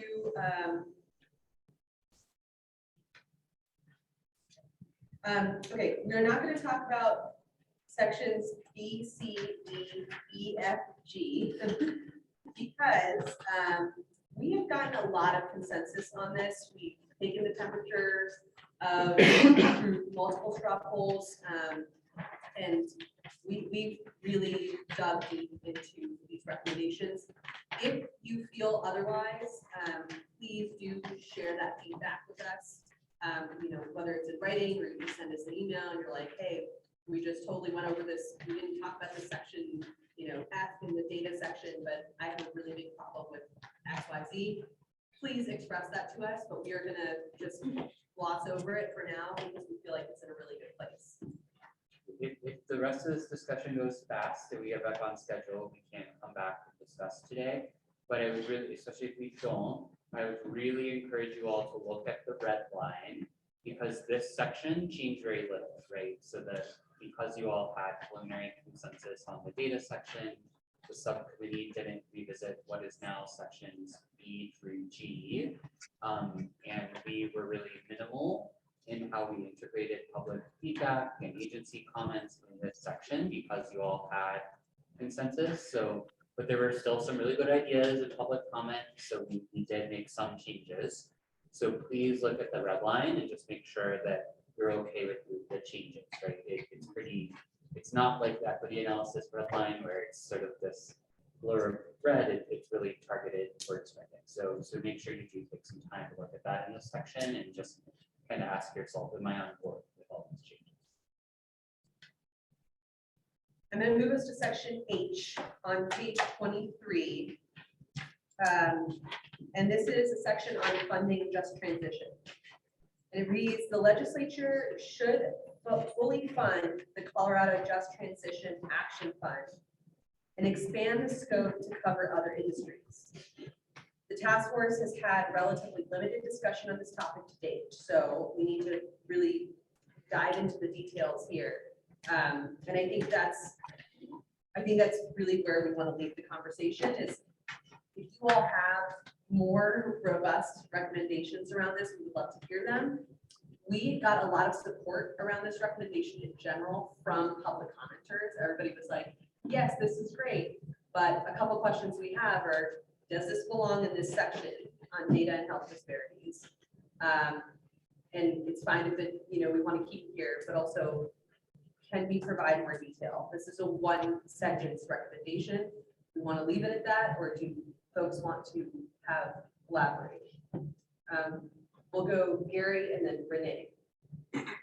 So one, I wanted to say, thank you for including it. And the task force members, I know that suggested and supported it. I'm fully in favor of funding the Just Transition Office. I think what their scope is and what they're trying to do is very clear. And I think that funding is important and needed. I'm hesitant to include the expanding the scope to cover other industries because I think we need to, one, identify what it is that we're talking about there. I have major concerns just because of the struggle we've had on funding the Just Transition Office to this point, with its scope being limited to coal impacted workers and communities. And so it makes sense to me that we focused on the number one goal, which is just trying to fully fund the office as it is right now, before we get to one step ahead of expanding its scope. I don't have a preference or recommendation on moving it. I think there's a number of arguments can be made that it makes sense staying in data and health, because you are trying to really, capture what is that data affected jobs. And a lot of times those workers' main access and healthcare options come from those jobs in that industry. So that's, I don't know if we really need to elaborate on it, but that would be my preference. Thanks, Terry. Renee and then Ian. I say leaving it and expanding the Just Transition finally expands equity. The Just Transition finally expands equity, justice, and different forms of environmental justice by federal funding. So yeah, it should be in this space specifically. It also is able to go into different aspects of data where there's already been data gaps and how that leads to gaps in federal funding specifically. So yeah, here specifically. Ian? Yeah, when I had introduced this conversation before, I was very explicit that I think it needed to be also the oil and gas industry, right? So it's coal, oil and gas, and those are the three industries that we're trying to transition for, that our plans call for. And we want to ensure that there's a safety net and fairness to it. And, expanding the scope and fighting for funding at the same time, I think is critically important, especially as the coal plants are now really scheduled all to be closed. And so I think it's time for us to be pushing the government to advance to the next step at the same time. So I don't really see it as other industries. I think we should be explicit about the industries. And I was torn on whether this was in the right place. It kind of makes sense to me if you're trying to talk about gathering economic data to be able to understand which are the most impacted communities. And so maybe it does live here. I do recall some comments being like, this doesn't make sense here. So I don't really know. So quick process point, Ian, you're suggesting changing other industries to the oil and gas industry there. I'll note actually that was an interesting area of consensus in public comments. I know not everyone had time to read public comments detail, but as someone who has read every word, it did strike me that a fairly wide range of stakeholders who might not always agree with one another actually all voiced support specifically for the oil and gas industry coverage. So for those of you who haven't read them all yet, would encourage you to take a look at comments on that. And I don't know, Gary, how you feel about this, but and maybe this is you, Tyson, because it's this is your industry. Like, I don't know if we need to be more explicit, because like, I think, for example, about midstream, which is like actually trucks and trains. And I read in the Just Transition report and like about how impacted train engineers feel because of the transition and how we create a safety net for them. So I don't know if you all feel, being from the industry, that it should be more explicit to like call out upstream, downstream, midstream, or if you feel like this covers it. I have a couple comments, I guess. One being from somebody who grew up kind of in the Yamp Valley area. The just transition of the coal industry, one is to Gary's point, extremely underfunded. Yeah, The goodness that if the environmental justice efforts that we're doing here are funded like that, it's going to be a complete yes. I will say that. So one, I don't think there's been enough in the coal industry, but I also agree that as we transition out of other hydrocarbon type jobs, there needs to be some added value there. However, I also have my own opinions on how that's going to work when it comes to actual applicability. So I think the just transition in scope expansion in my mind is every time we do a legislative action that causes an industry or something to be changed, there needs to be a thought put into what could be included in that and how it could be additional. So I don't think funding something and just putting full industries into there is really a good idea. I think we'd be better if there was an evaluation of what exact jobs are being hurt by our energy transition and look at how those can be focused on, similar to how we are focusing specifically on disproportionate impact communities that would be focusing on directly impact. So I get that's probably completely out of the scope of this, which is why I kind of come back to our recommendations interfering with what they're trying to do with this fund and or helping. And I don't know, and I can't speak to that because I don't know enough. Maybe Gary or other people can expand on that, but I would have concerns that our recommendations may completely miss the point of what their efforts are trying to do if we're not close. So I just want to be, I don't want to just gloss over and say, yeah, it sounds like an easy, simple recommendation. Get on with it. I would rather do nothing on that and change something without knowing the consequences. I don't feel like the frontline groups who are being impacted in DRC communities by hydrocarbon extraction or transport or usage feel like it would be missing the point. If you read the Office of Just Transition, its purpose is to support coal workers, employers, and communities as they plan for future closures of coal plants upon which the communities depend. They got to this place by doing an analysis of how it would impact them, right? So exactly. If you expanded the scope, the Office of Just Transition would probably implement a process to now begin scoping what that looks like. Well, and that's And I'm not saying that it wouldn't fit, but I'm saying in the context of how we're doing it right now, and just putting a simple sentence out there and saying, yeah, get on with it, let's go, might not be the right way. to do it. Like, maybe we don't have time, maybe we task the next task force or to add to that and do it right. I just worry throwing a one sentence line in there. It's a recommendation. Yeah. So we're expanding the scope and having them do a further evaluation on what that's community effective. Then I would want to expand that. Go ahead, Gary. There's a queue, a long queue. All right, here we go. We have Uni, Beatriz, Jamie, Jordan, Trisha, Gary. From the data and health equity committee perspective, part of scoping would be looking at what data we need to look at. And not knowing what the Office of Just Transition does here, my vision for Just Transition is actually a little bit bigger than just workforce impacts. It's also that whole relationship between environmental justice and energy justice. You know, it's the cost of energy, it's electrifying systems and certain communities being left behind because it's out of their affordability reach. And so it's a very big topic.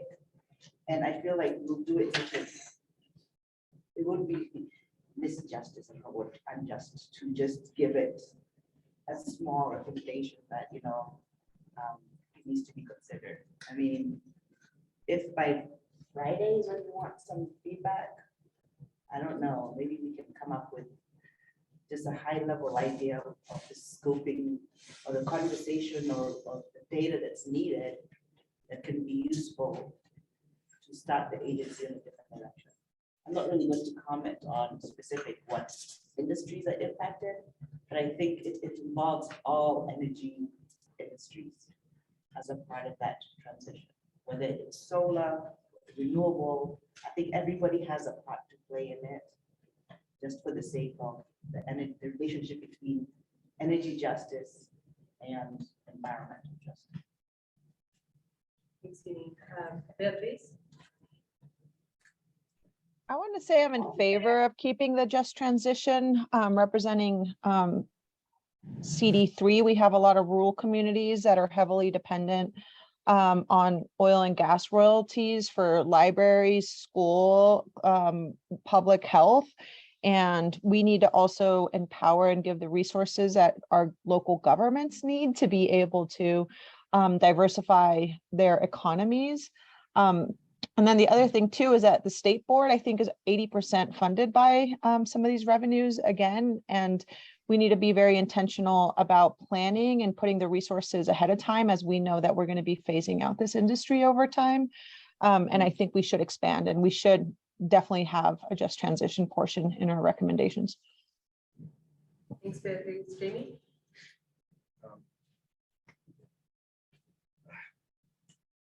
I guess I wanted to give my support to the language as it is with cover other industries, and the main reason is because, and I don't know exactly what the scope of the Just Transition legislation covers. I know Ian just read some of it, which is cool. But yeah, just cool, but I guess that's not kind of, let me just say in Pueblo, obviously we're impacted by the fact that we have a coal plant in our community that is scheduled to shut down within the next 10 years. But it's not just the workers at that coal plant that are impacted. And I don't know necessarily if the peripherally impacted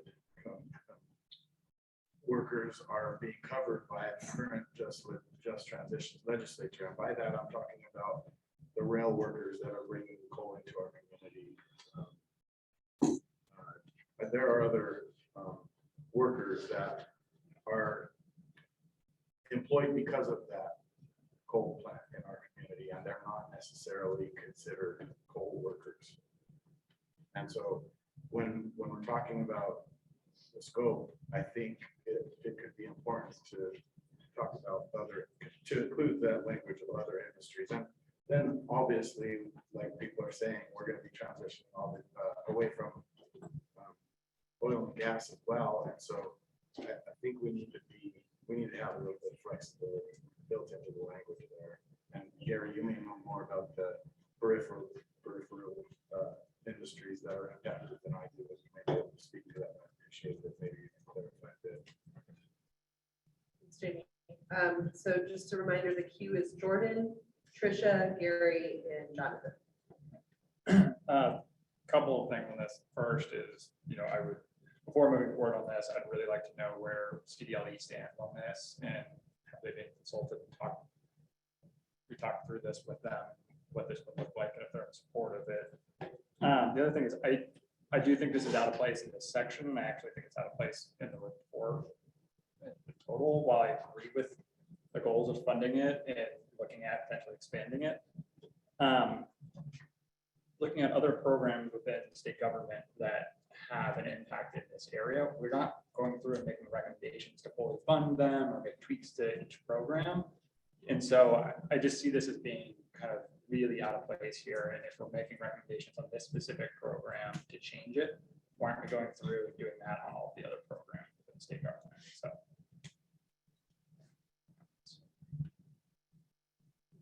Trisha? I think it makes more sense for Gary to go. Trisha, can you speak up? I'm gonna let Gary go before me. Well, thank you. So, I worked a lot on the legislation that created the just transition. And it was a challenge just to get it established.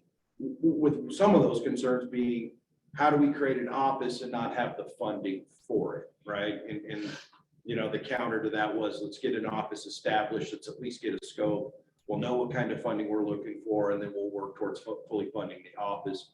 I would express my appreciation to the legislature for allocating some dollars, but we're a ways off from fully funding. On the peripheral jobs, it does capture at least the vast majority of the jobs that are directly affected. From labor's standpoint, they had a lot of participation from IBW Local 111, represents utility workers, which those are the folks right there on the plant on site. But we also had Carl Smith participated a lot from the Brotherhood of Railroad Workers to ensure that we were capturing that perspective and getting that input for those jobs being affected by the closures and the transition that the industry is facing. The reason why I'm hesitant to expand the scope is because I know how much work has gone into it and how much more work is still needed just to capture the coal piece.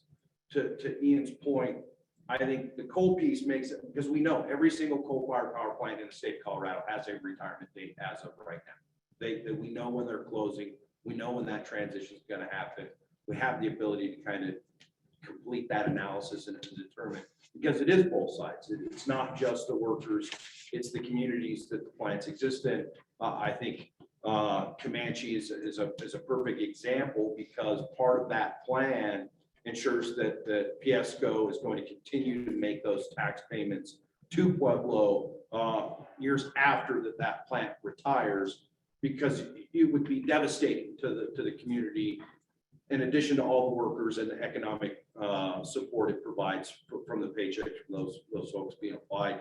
The oil and gas piece, I think my biggest struggle is without a doubt, the industry is going to be faced with a transition. But I don't know if we fully understand exactly what that transition is going to look like today. So hard to figure out how you come up with the correct analysis on what we're trying to prepare for. I would agree that there, like I said, going to be some types of changes, but on the downstream side, for example, I think those workers, at least the ones I'm familiar with, there's opportunities for them to be installing thermal loops or ground loops for the utilities and performing the same types of tasks, and maybe avoid a transition, just utilizing different technologies and mediums, but the same type of activities. On the blue hydrogen or carbon capture front, I think that provides some variabilities there on what is exactly we're going to be looking at.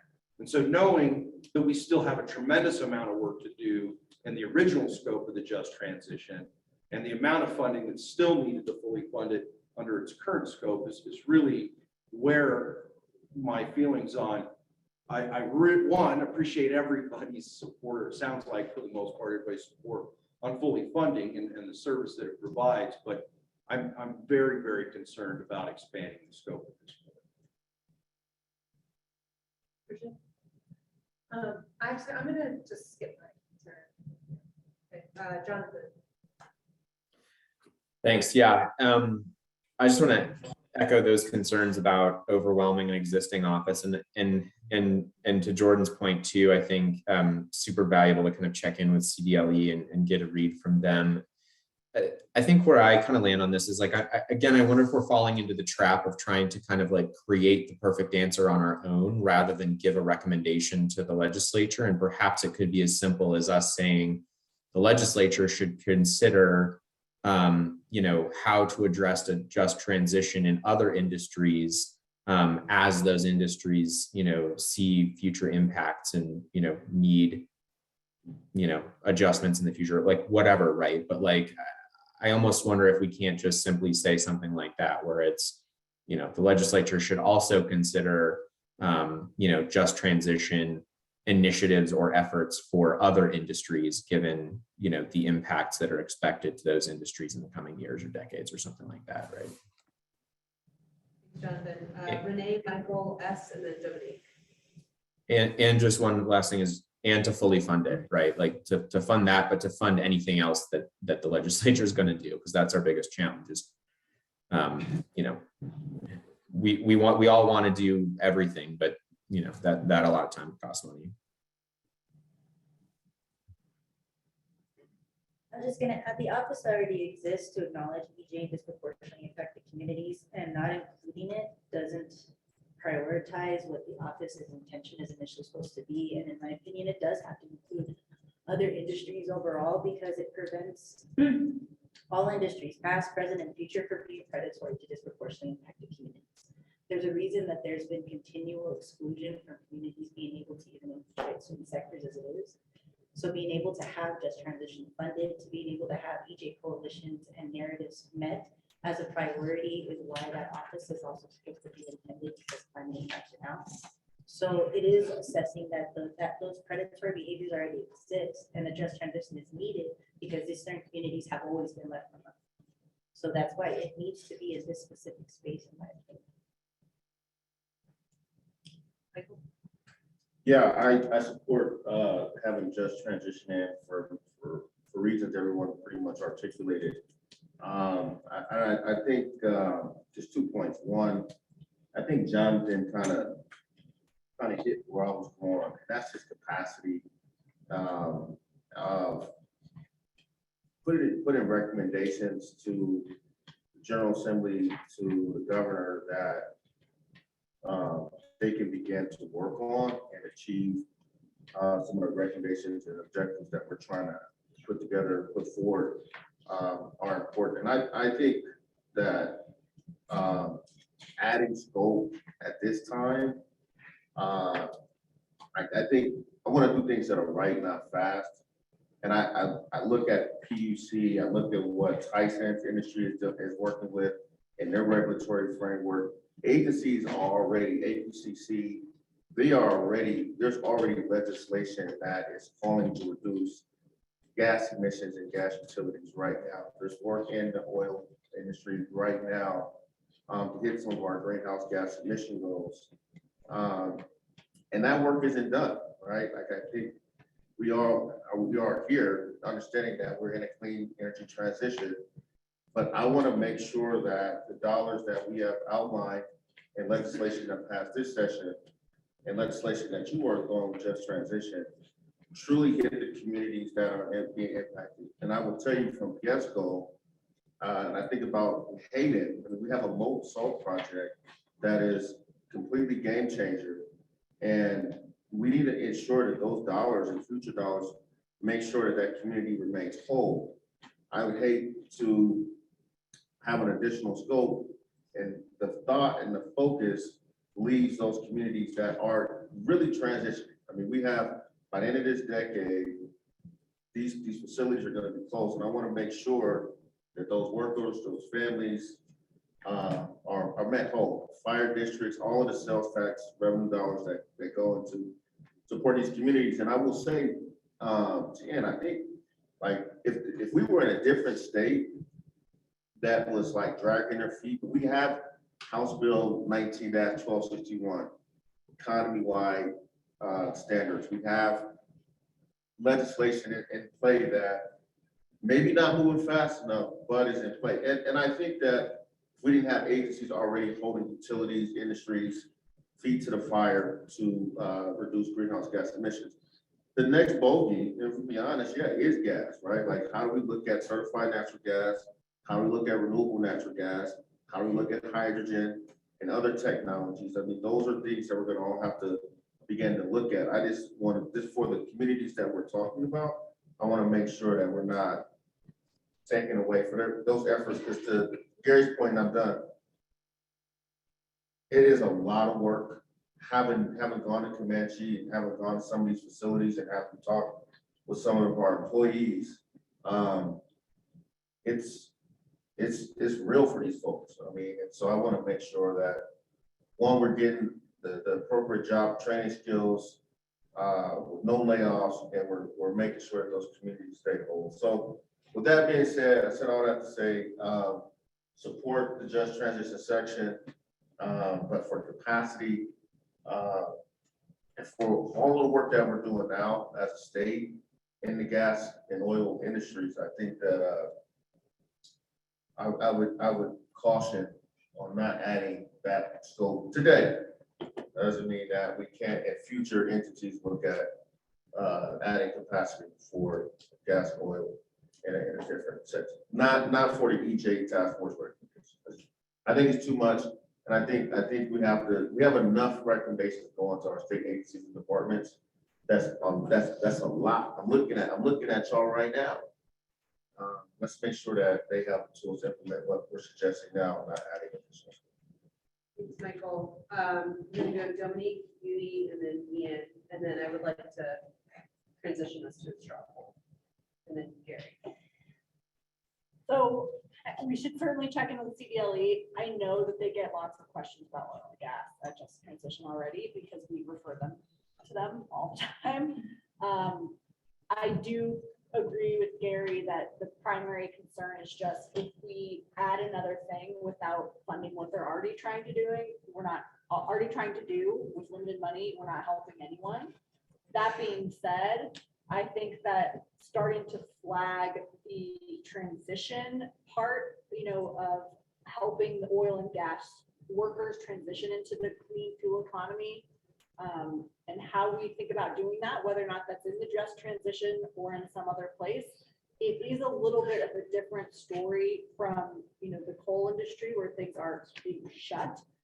I agree with Gary that there's a much more likely story where things transition to geothermal or to other opportunities, but there will still be a need for training and for support. So I don't think it hurts to flag that as something we, recommend the legislature consider how to best support. Maybe that's part of the Office of Just Transition, maybe it's somewhere else. I do want to say that I am very supportive of having this section. I don't understand why it's under, it seems a little lost. It's this last bit under data, this data section, which has nothing to do with this. So I would just say, if we are supportive of keeping this in here, even if it's a one-page section, it should be on its own. I read back through, looked at every subheading. I don't think it fits anywhere else.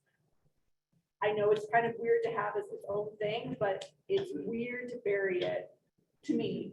There might be other disproportionate factors, but not really, because it's a different set of community.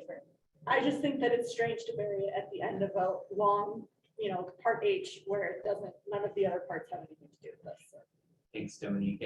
I'll just give context. The reason it is here is someone, I can't remember who on the task force raised the idea while we were talking about data during the April meeting. So it's just sort of remained in that section since then, but that didn't necessarily mean it was like tied in, and the subcommittee hasn't really focused on it, so that's sort of the mismatch challenge, right? You need the Ian and Gary. I'm thinking that listening to everybody and the activities already going on in the state, that trying to build a scope around this, I think that's kind of tight bar than that. But if we put together a preamble of sorts for this document, which we don't have right now, that may kind of incorporate this idea that as we're going through this, or as whoever's reading this, can have that just transition lens as we're trying to incorporate some of these recommendations. So it is a part of all these discussions. It does come up in all of it, just like we were talking about earlier, how EJ just fits in all the different agencies. It's something that should not be overlooked. And so just maybe a short statement somewhere in the beginning, like maybe one paragraph or something way in the beginning, it just says, that we do support a conversation or, further conversation around just transition. Yeah, keeping it in mind as we're putting these recommendations or as they're reviewing the recommendations. I want to respond to a couple things. One, Sap, you were talking about, we're not making anybody do anything. It's a recommendation, right? But you're also calling out the fact that we've made all this progress already of setting goals. And so then what's the next logical step? If you're setting goals to change an industry, we want to be ahead of it, right? Yeah. So that's why I'm saying we need to be calling out this industry in particular. I like where Uni's going of like having like a preamble about it. We could make a recommendation that perhaps it's Office of Just Transition. Dominic's already saying people are going there. It seems pretty logical that the Just Transition Office would be the place to do it. And I guess I would just close by saying like, this feels 100% in the scope to me that EnviroScreen brings in climate equity. What's the number one climate driver? Hydrocarbons, right? We're talking about the impacts to water, localized air pollution across the state of Colorado, whether you're in CD3 or you're up here. And I'm wearing this shirt today, right? There's still wells next to an elementary school that primarily serves immigrant people of color in Greeley, Colorado, where we're sitting right now. To go back to our environmental justice and communities and say, we had the opportunity to say oil and gas needs to be, we need to be thinking about how we're going to transition oil and gas workers, but we didn't have the votes. I can't do that. I think so. Got it. I think, and I want to make sure that I capture what Gary said, because I think I want to make sure that Just Transition is funded for the intentions of what it was funded for, why it was funded. The core. Right. So, but I also think maybe there's so compromise. Like, let's walk this through. What if you have an end of the sentence, right? Like fund Just Transition, and maybe get creative on word choice around how do we recommend language that begins to look at the oil and gas industry next, without impeding on the progress and on the work that still needs to be done for the coal industry. And I don't know how collectively we come up with a sentence that embodies that. Is that Well, you could have an A, you could have an A and a B, right? You could say fully fund the programs that exist now. And we recommend that you expand the scope of Just Transition to include oil and gas workers, right? For creating its own section, we have the opportunity to do both of those things. So how are you trying to Yeah, I actually, if everyone's okay, as well, we have 4 minutes, so want to keep that in mind before public comment. We do have folks here waiting all day to speak online and in the room. Michael, But I think you have to, like, as it exists now, but I mean, something, and Gary, maybe you can help with this too, like to ensure that these dollars that we're asking for are going to the communities that are transitioning away from coal this decade. Prioritizing. Prioritizing, like parentheses, and economic development, workforce development, public benefits, and infrastructure and environmental remediation. That's how I'll phrase it, if you want to put the four. But I think it needs to be explicit in tying it to what our purpose here is, the DI community needs to then bring it all home to say. Okay, so one at a time. I cannot type when too many people are talking and when you're speeding through, sorry. So I'm just gonna jump in. Dilda, I need you to say those exact words, but much more slowly. Economic development, workforce development, public benefits, and infrastructure and environmental remediation. That's how typically seen around workforce transition. Those are the four kind of buckets that normally most agencies break it down into. Okay, did I capture that on the screen? Economic development, workforce development, remediation, public benefits. And public, benefits. Yeah, after remediation, yeah. That's like in response to like And- austerity concerns. Yeah, Is I that mean, what that means? yeah, public benefits. That's unique. The last one is infrastructure and environmental remediation. Because that's when we're starting to talk about oil and gas and midstream and all of those pieces that need to be targeted. Thank you. Gary? So I, thank you for the language. I think that does summarize the scope right now, other than it's limited to coal impacted communities and workers. Quickly, I think it's important to note that the vast majority of these workers are DI residents, right? That's where the members exist. So when you look at laborers, Local 720, large amount of their membership is DI community members. For us, it's 35% of the membership is DI residents. So we're talking about the same kind of people, right? Because they take it from both sides, whether that be, impacts from the environment, but also the economic impacts from the jobs piece. I think it's also important to note that the vast majority of the jobs can be accessed without higher education degrees, right? And so that financial burden for the training and education needed to get into the industry is eliminated or provided for, most of them utilizing the apprenticeship training model. And so these are very important jobs, I think. Of course, I come from that world, so I never missed an opportunity to advocate how important the jobs are. Secondly, I think, once again, I want to say thank you for the support on fully funding the Just Transition Office. As an option A and B, could we put, the recommendation is to fully fund the Just Transition Office and pass legislation or accomplish a study on expanding the scope. That way we get to that point B where we're at least looking at it and trying to understand what that expansion of scope could look like. And I think about this from a worker standpoint, because I know a lot of the conversation in the EJ tends to go to hydrocarbons, right? In this case, oil and gas. But if any area is dependent on a major industry and that industry leaves, that creates that same type of challenge, right? And the reason I bring this up is, of course, now it's good because the semiconductor manufacturing industry is coming back to the US hard and heavy, but the local in Phoenix was very dependent on Intel in that one plant. And at one point in time, they left and we're going to move operations overseas, and it devastated that community. And that was an example of a just transition. Now, Intel's back and they got the opposite problem now, which is good. But that way, I think we look at all the options and we're not limiting ourselves to just what we think we might see in the future. Thank you. All right, so that was a lot of conversation, a lot of notes.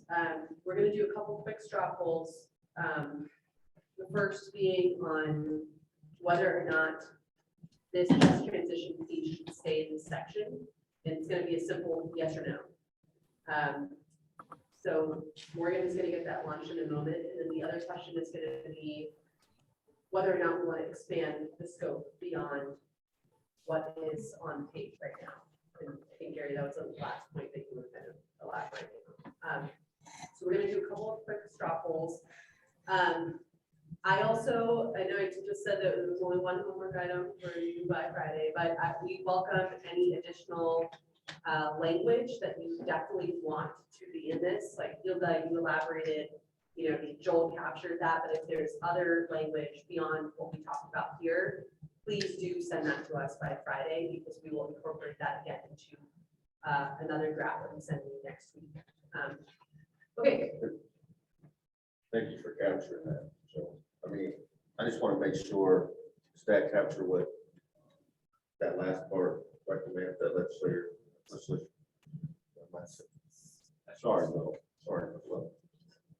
so That good?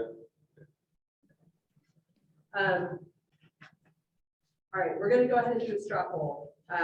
So if you all can answer the question, should this piece stay in the data section, the just transition piece?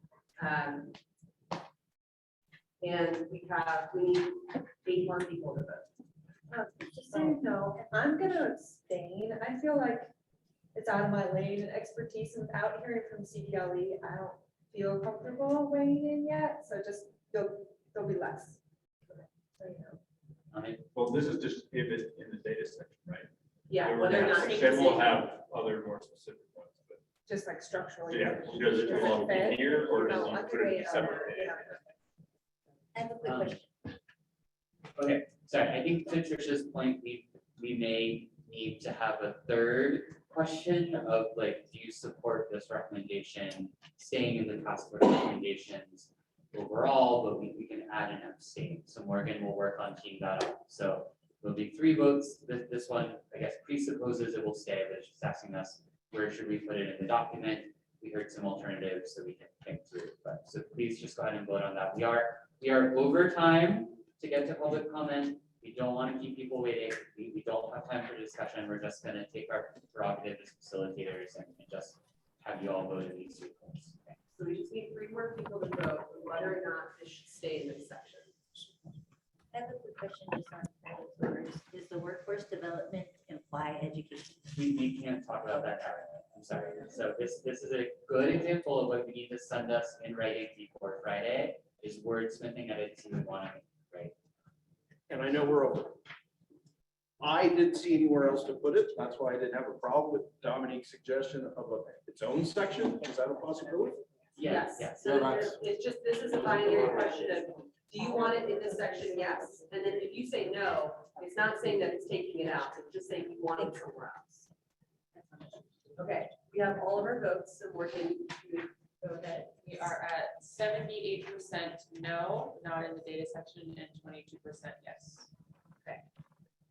So that is going to help us as we kind of configure this, you know, whether it goes into some sort of preamble, whether it ends up being its own section. That's something that's still up for discussion, but for now, as your staff, in the next set of recommendations, we're going to move it to a different section. All right, we're going to launch our second poll, which is going to be on whether there should be an expansion of scope on the fund of just transition. And this is not how we are expanding the scope, and the details of that is what is on the page right now. Do you want it to expand, yes or no? So again, essentially, should it? Abstain. Okay. 427 8521.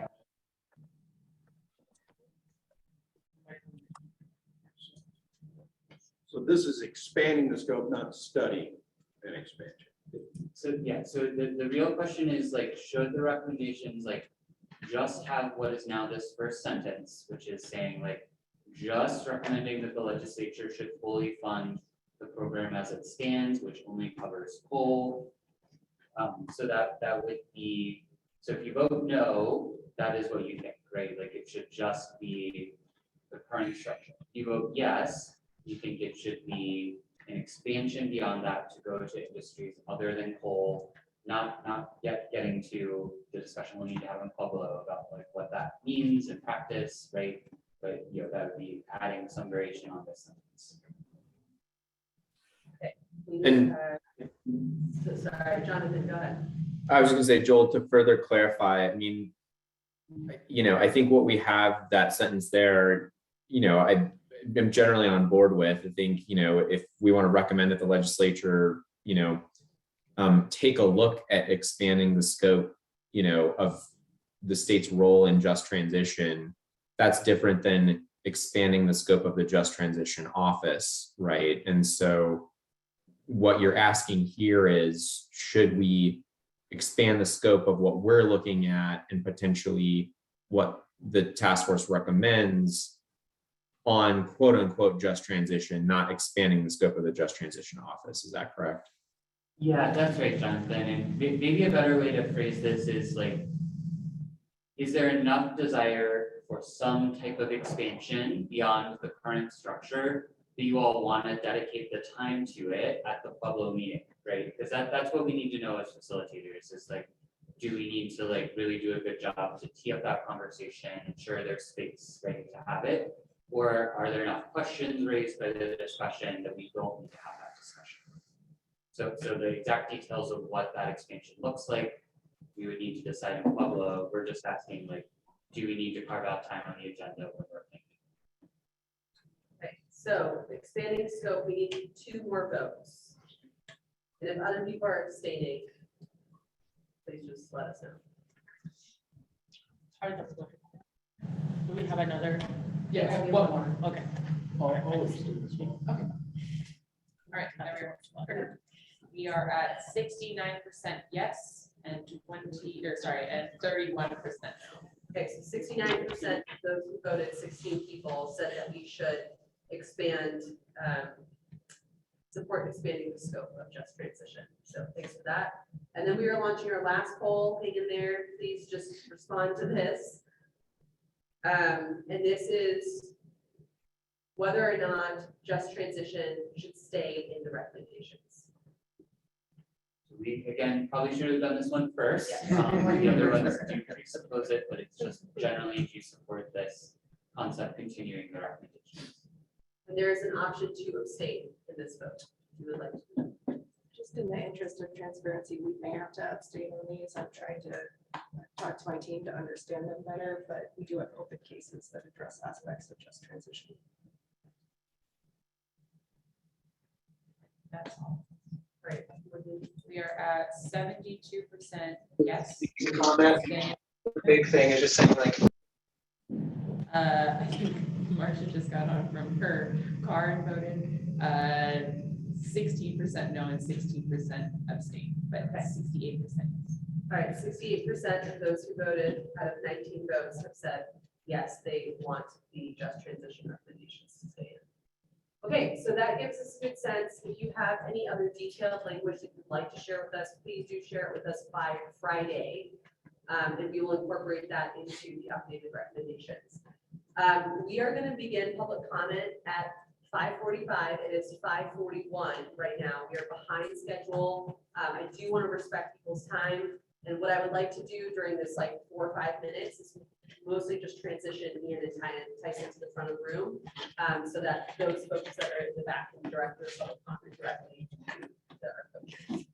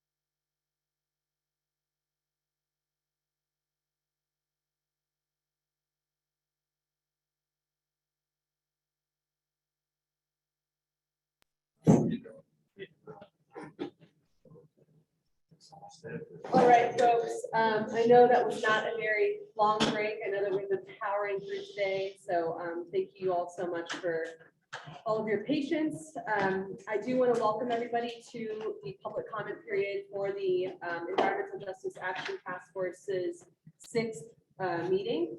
This is a 1-hour session and is an opportunity for members of the public to engage directly with you members of the task force in providing comment on the draft recommendations. Public comment will be most helpful for this task force if you all identify which specific recommendation you are addressing, explain whether you support or oppose that recommendation, and consider how the recommendation will be implemented. Additionally, if you would like to raise general EJ concerns in your community and would like to share that with the task force, we welcome that as well. Please note that this meeting is being recorded and notes are being taken, so we can ensure we do our best to incorporate your comments into our work. The public comment can be provided in either English or Spanish. We have 3 different interpreters online who will interpret in either direction. But if you do deliver your comment in Spanish, please pause and give our interpreters a moment to switch from the Spanish channel to the English channel to interpret your comment. When it's someone's turn to give a comment, we will ask them to unmute. Joel will be managing the Zoom for the public comment period. Public commenters are going to be given 3 minutes each to give a public comment. That said, after their public comment, if any task force members, we don't need everybody, just 1 or 2 people, if you want to respond, please do feel free to do so. The reason I say not everybody is if everybody responds to a public comment, we will be here till 9 p.m. As a reminder to those providing public comment, please just ensure to keep your public comments respectful and simple in nature and not to use any vulgar or harassing language. We asked all of our public commenters to register in advance. We do have a queue of 13 people, which Joel will also drop in the chat what that queue is.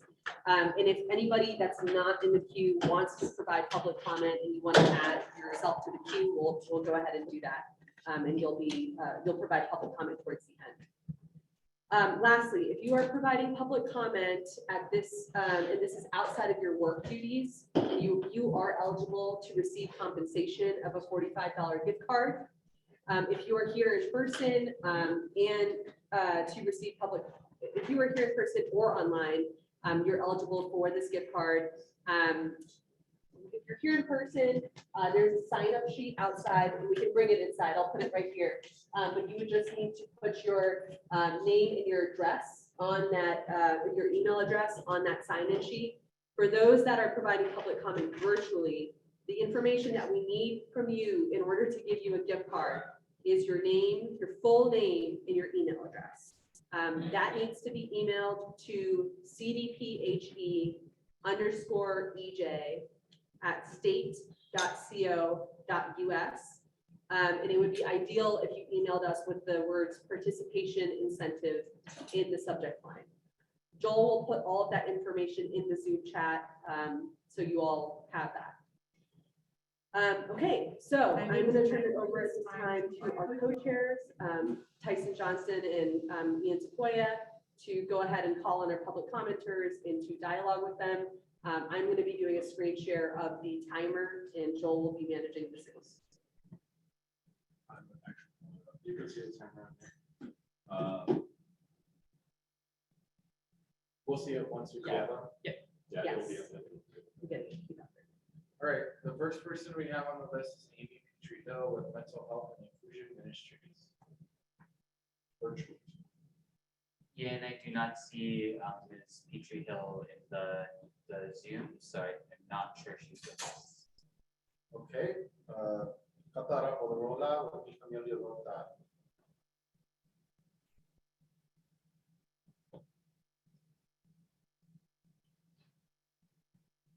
Is Katara online? She is online. I'm asking her to unmute. Katara, are you with us?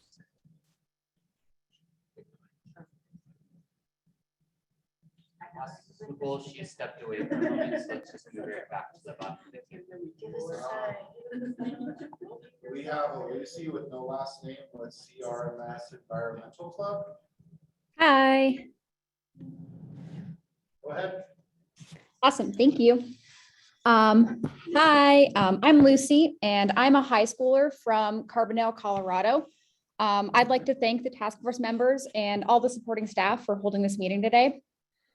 Growing up in the majestic lands of the Western Slope, I've always had a love for nature. Whether I'm skiing, rafting, hiking, or biking, the outdoors shape who I am and who my community is. In the past couple of years, the negative changes that we have experienced as a valley have diminished the glorious extent of this nature.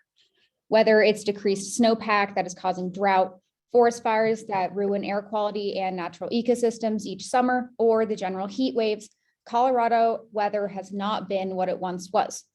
I'm speaking on behalf of the future. As a teenager, I'm going to be one of the stewards of this land, and I want to protect it before it is too late.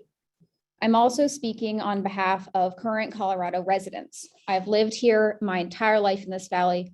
I've seen firsthand the slow but invasive damage of climate change. I'm here today to advocate for this task force to recommend the strongest possible protections for the environment and for the prevention of any more damage to our homelands when reviewing for state recommendations. Specifically, one thing I would suggest is a requirement for long-term climate impacts on nearby communities for new development projects.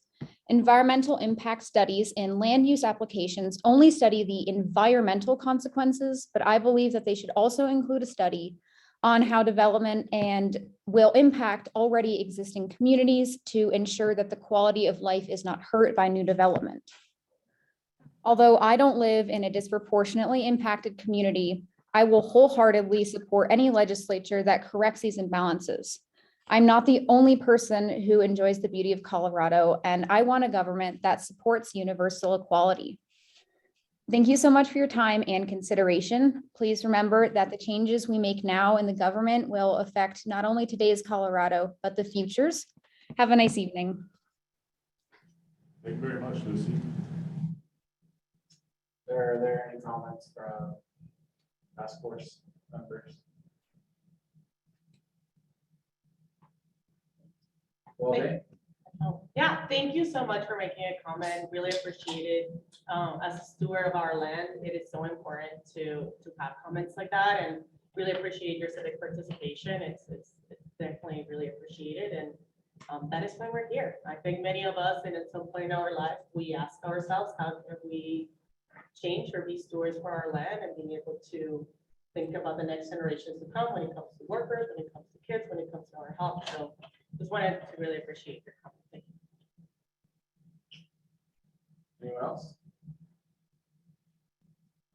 I'll just add, Lucy, that just so you're aware, there's a coalition that's working on land use and climate issues. The governor's talked about how this is a priority for him in this next legislative session, and so I think you should pay attention and stay connected. And one of our members, Beatrice Soto, actually lives very close to you. So I'll put my email in the chat, and I would love to stay connected. I think it's wonderful to see high school students paying way more attention than we did when we were in high school about the future. Maybe not you, okay? I bet you played 9 sports and you went to. Okay, move on next. Looks like we have Alec Fleischer. Hi there. Can you hear me? Yes. Cool. And thanks, Lucy, for that last comment. It is really great to see high schoolers this involved, or to see anyone very involved. My name's Alec Fleischer. I live in Durango, Colorado. I'd like to start off by saying it's impossible to have any sort of environmental regulation that's too strict at this point. We are in a climate chaos stage, and the West is experiencing a mega drought. Luckily, not this year as much, but we need action urgently. Specifically, in Durango, I work at Durango Natural Foods Cooperative. It's a cooperative health foods grocery store. And I think a program very related to environmental justice is the Double Up Food Bucks. It allows us to bring in customers who would not be able to shop in a health food store And I think this is important because organic food will never be the same price in local food, but it supports local economies and it really can allow those who have never had access to good food really have a good budget if you're on SNAP for fruits and vegetables. So that's good to hear. And the other thing I wanted to mention is our state's power supply. It is still one of the dirtiest states with a huge over-reliance on coal. Over in Durango, the coal is mostly mined and burned in northern New Mexico, which is really just exporting our externalities and exporting our problems. So in order to get supposedly cheap power, to me, I have to rely on, the exploitation of Black and brown communities in New Mexico, as well as international environmental injustice, because who gets caught, all the climate change caused by the carbon dioxide hurts those across the globe. So I would just encourage you to be as strict as possible, do what's right for our planet and therefore humans as well. And please consider all the rural communities too, not just the urban centers. Thank you. Thank you very much, Alec. Members of the task force would like to comment. I'd just like to say thank you for expressing the urgency that I think a lot of us have been trying to express for months and months. Thank you too for tying it into food justice, honestly, and the scarcity. There's gonna be water wars soon. So we're talking about food justice and how cumulative impacts affects disproportionately impacting communities. You hit it on the head. It's first accessibility. So I really thank you for the compassionate community work that you're already doing. Yeah, thank you all for working on this issue, and just consider programs like Double Up Food Bucks, like increasing SNAP benefits, especially for Black and brown and frontline communities. Indigenous too, sorry.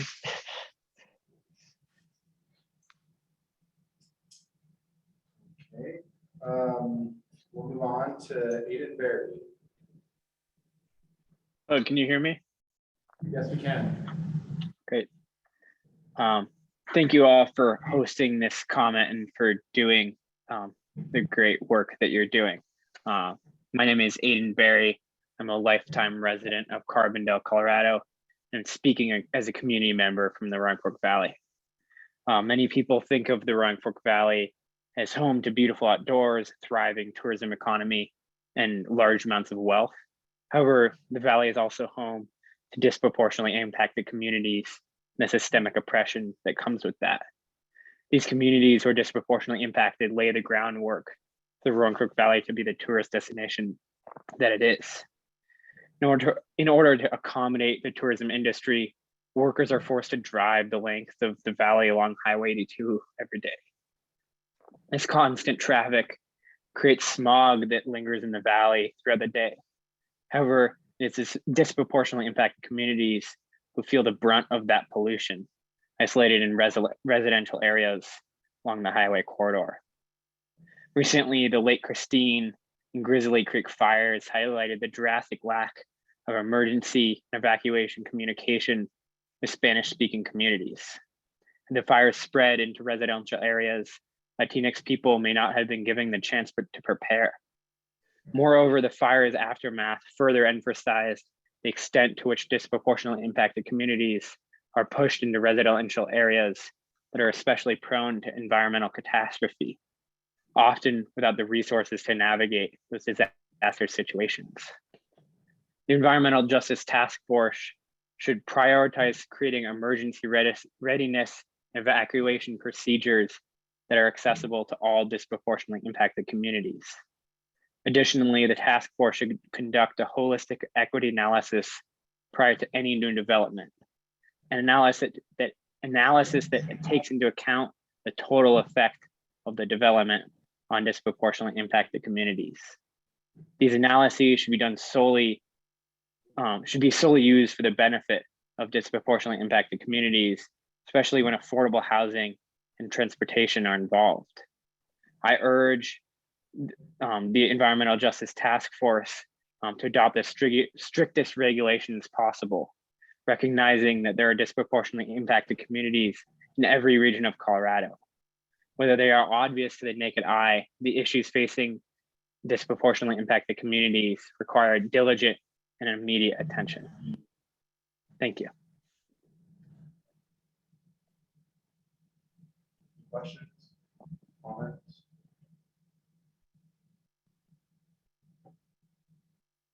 Okay, thank you, Aiden. Ed Bacon. Thank you, folks. My name is Ed Bean, and I'm with the Larimer Alliance for Health, Safety, and the Environment.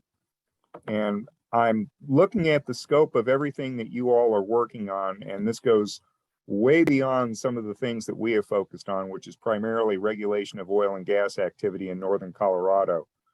That said, all of the issues you are dealing with are critical. I don't think I have to remind anybody about the story of the Bella Romero Academy out in Greeley and how impacted they were by oil and gas projects in Weld County.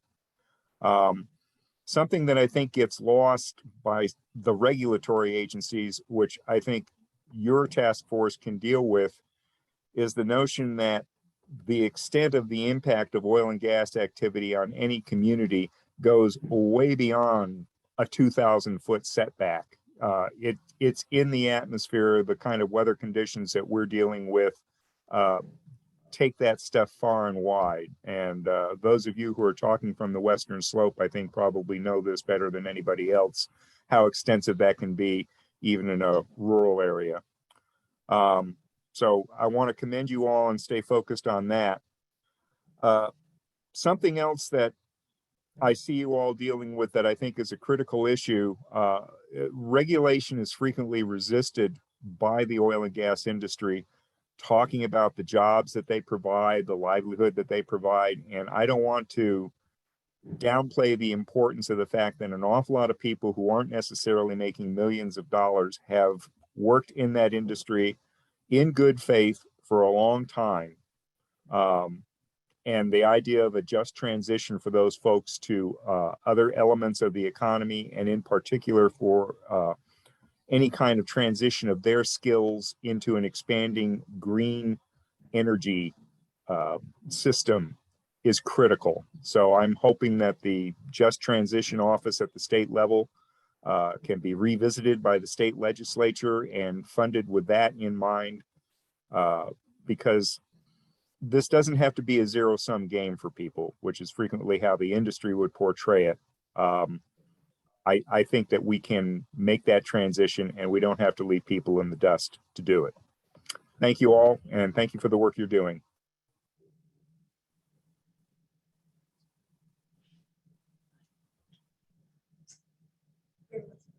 Go ahead, Gary.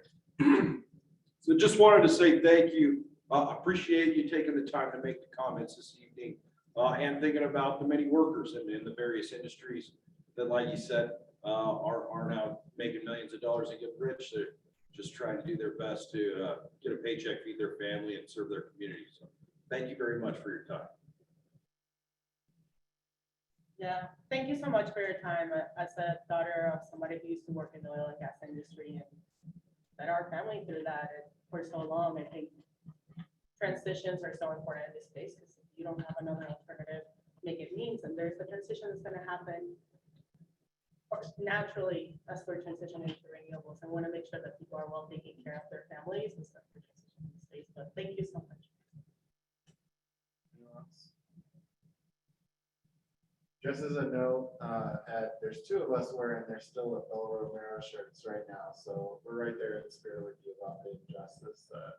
Joanne of those balls was. Next person.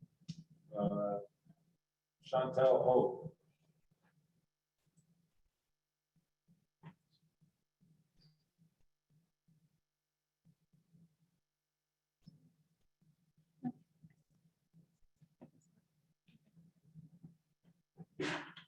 I do not see Chantel in the Zoom participant list, so for anyone raising their hand, so I think we can probably move on to the next person. She would be. Katara said in the chat that she would actually rather give an in-person comment tomorrow rather than commenting virtually tonight. Yeah, why don't we actually, well.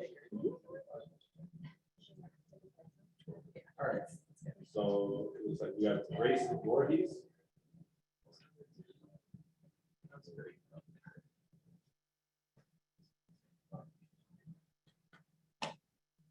Grace, are you still on? I do not see Grayson in the participant list, and no one has raised their hand. Okay. Well, Jared Bynum with Conservation Colorado. Thank you so much. Can y'all hear me all right? Sure can. Let's see here. Awesome. Well, thank you so much, members of the task force and staff of the Environmental Justice Unit, for your hard work and diligence in developing these recommendations. My name is Jared Bynum. I'm the Communities and Justice Advocate with Conservation Colorado. For too long, Coloradans have suffered the burdens of poor air and water quality, degraded lands, and harmful exposure to toxic substances, heavy metals, and the poor health outcomes associated with them. Communities like mine that are predominated by people of color and folks with lower incomes have been hit the hardest. And these disparities are not accidental, but designed and enforced by government action or inaction. And the policies regulating industry practices are the main way in which our elected and appointed leaders choose to protect or ignore the health and well-being of our families and neighborhoods. House Bill 21-1266, colloquially dubbed the Environmental Justice Act, was a landmark piece of legislation championed by impacted residents from across our state, including those in some of the nation's most polluted areas. And the necessity of legislation like this becomes apparent when Colorado boasts one of the healthiest populations in the country, with life expectancy consistently ranking near the top of all states at just over 80 years. Yet some neighborhoods in Weld County, an area with a higher life expectancy than even our state's average, live on to only 74 years, nearly 6 years below state average. Communities around Adams and Pueblo counties, close to some of the state's largest air and water polluters, have life expectancies of less than 68 years, nearly 13 years below state average. Disparities like these are not normal, and they're an avoidable tragedy. When the state allows permits for polluters in marginalized and largely BIPOC communities, they are choosing to sacrifice our lives in the name of corporate profits, and it has to end. Fortunately, state regulators have all the tools and authority they need to disrupt these harmful trends and to renew their commitment to care for the lives and livelihoods of millions of impacted Coloradans. And thanks to the direction of the Environmental Justice Act and the work of this task force, the path ahead has never been clearer. First, all covered agencies must utilize a single centralized equity analysis framework. And further, each agency should build onto this definition using additional factors specific to their work. Second, agency decision-making processes must not only include mandatory community engagement that includes bilingual interpretation, multiple dates of accessible public meetings, and a variety of public comment collection methods and additional channels for advanced public notice, but should also include measures of accountability, ensuring public input processes are not just a box-checking exercise by agencies, but rather a meaningful and informative process with more transparent outcomes for impacted communities. Lastly, and most importantly, the recommendations of this task force must include real and concrete measures of accountability and enforceability for these policies. A centralized environmental justice coordinating entity should be created or designated and should be empowered with adequate authority to independently regulate or augment agency actions that affect disproportionately impacted communities. Thank you. Well, thank you very much. I really appreciate that, Jared. And I do want to, real quick before we go to everyone else for comments, please be mindful that we do have interpreters, I believe, still. Yes. And so even if you are reading a comment, in all fairness, and making sure that everyone can hear your comments, be sure that you read at a competent pace. Anyone want to comment on? Jared, I just wanted to say that the comments that you submitted with others from the coalition were referenced a fair amount today. If you weren't able to tune in all day. So just thanks for the robust comments and made it a lot easier to bring up what the community is asking for in this space. Echo that.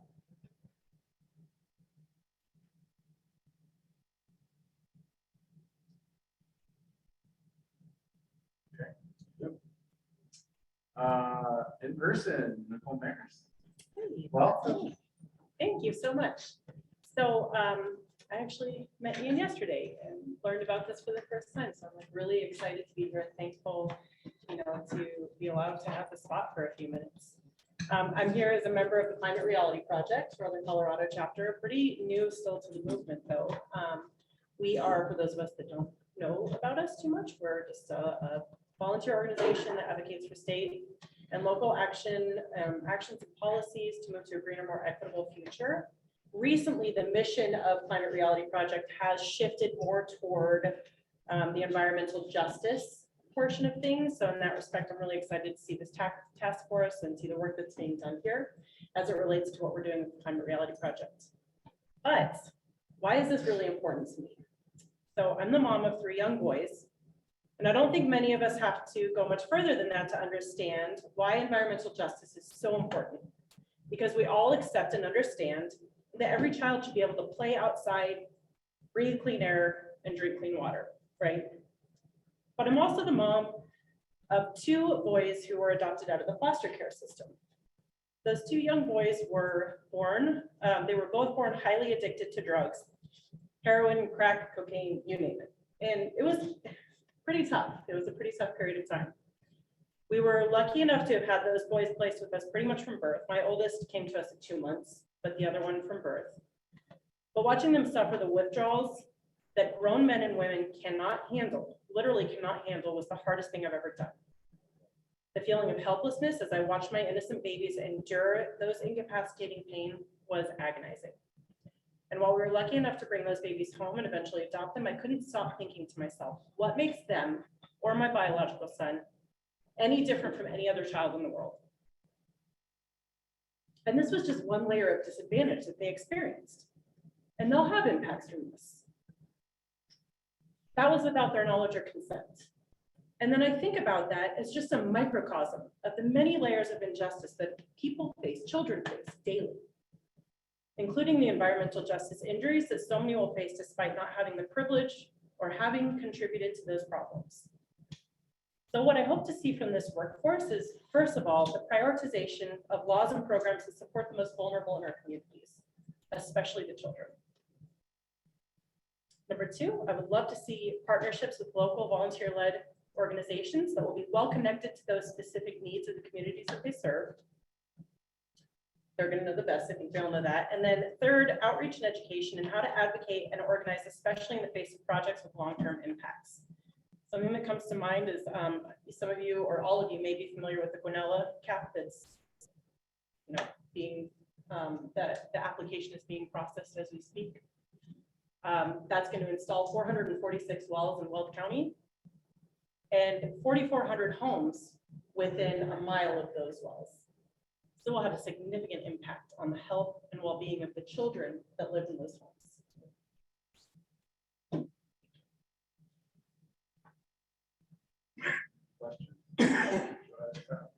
Thank you for making the trip out to Greenville this evening and providing your comments and your vulnerability and just what you do every day for your children. Thank you for advocating for environmental justice. And love to collaborate with you after this meeting and figure out how we can be supportive of you and continue to have you at the table because your voice matters. And I hope this is not the first time to see you at a vote. Thank you. Thank you for speaking for those not here, especially those most vulnerable, starting with youth and elders, especially in these spaces.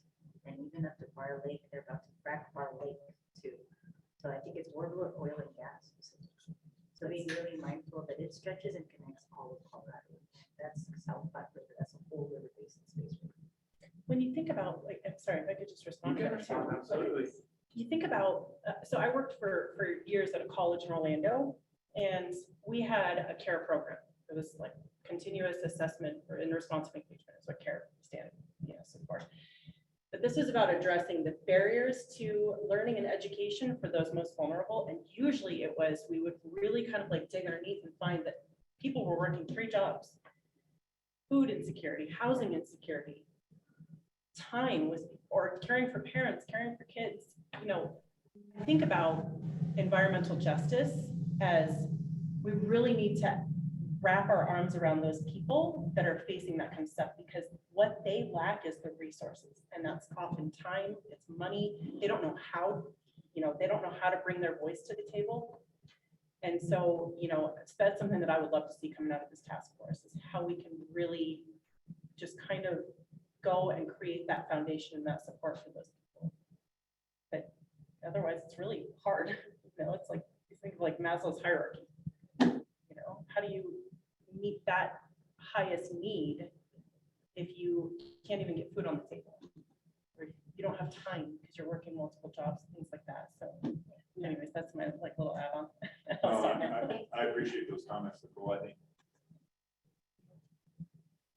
having 4 kids of my own, I really understand the value of being there.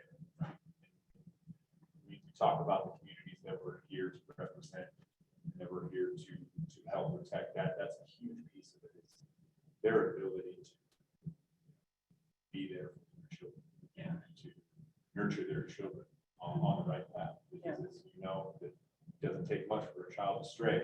Right. To keep them on that path.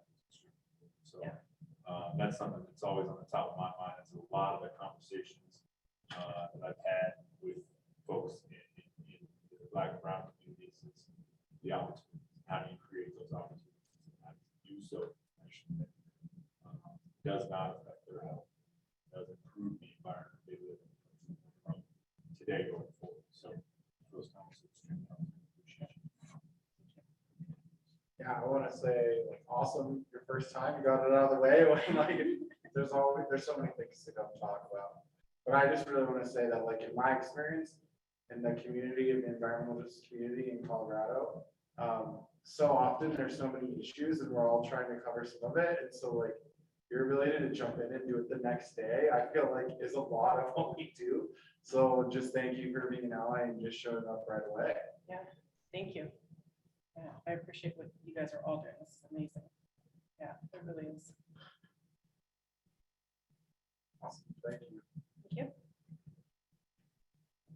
Howie, I've called you a bunch of times like that. I need you to get on this thing. Okay. I think Therese Gilbert. You're up Hi, next. and thank you for coming to the reality today. My name is Therese Gilbert, and I'm starting my 30th year teaching in Greeley. And my group got together, organized in 2011 around residential drilling because we saw what was happening. We lived in the older part of town, so we were privy to having our mineral rights. They wanted to have us sell our lease our mineral rights. So, and as a teacher, I sat in on a school board meeting in December of 2010 where the school board unanimously voted to put wells on 13 on the school properties, on 13 school properties, like at the edge of the playground, things like that. So I was alarmed because I was somewhat aware that something in Pennsylvania had gone wrong. And at that time, the setback was 350 feet. It was really just the height of the rig. So if the rig fell down, you know, there wouldn't be any physical damage. And it would give a little operating space. So we organized, just going door to door, welder and water. And honestly, we were just trying to do triage at that point. Just keep VOCs away from children. That, you know, nothing, we knew all that. We were working with researchers and they were telling us there was a risk. There's a risk. We don't know what the cumulative effects will be to VOC. So again, I guess I was naive in thinking and that quickly after about a couple of years that people are not concerned when the money is rolling in like it was, they're not concerned with health and safety. They are not. And we went ahead and just started working directly with producers. So we worked with, we're asking. Oh, wow, I want to order my shirt on the floor. I hope you like it too, because I'm about to do over your floor. It comes out. So we had wells that were going to go in right by Greeley West on 35th Avenue. They didn't put them in. They were going to be right by catty corner from the school and 350 feet away from shut-ins on respirators. We also had the wells out at Northridge that I don't know if you're familiar with them. It was a terrible problem. They were leaking all the time. In fact, they had to evacuate a local football game, and Dave Young was there at the time. And because they were leaking constantly, and it wasn't because they were leaking, it was just literally the practices at that time where you're going to open the feed hatches and pull the product out 4 or 5 times a day, and VOCs were just spewing everywhere. So it wasn't even a leak, it was just part of the practices. So anyway, we've been out this a long time. So sometimes I am very impatient because, you know, we needed this like 10 years ago, but you know what, hey, you're here. So when I look at this and I look at section 1,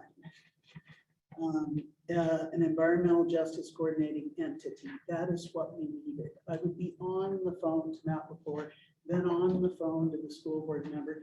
This was crazy. This was when they were going to put him in by Frontier. Now, as a teacher, I know that de facto, the result was that they did not put the wells in by Frontier, which at the time was the largest amount of wells ever in one place that we're going to put in right behind this charter school. And we organized those parents. We stood on the sidewalk and we organized them, and these people had time. They didn't work. Some of the moms, they had money. They knew English real well, and they knew how to promote their case. So also they were working with the city. So I want to remind you, Bella Romero, we waited 16 months because we knew they wanted the product on the grid. They were going to get it. We waited 16 months, and sure enough, Bella Romero. Now, what's important to remember is Bella Romero is 400 feet into the county.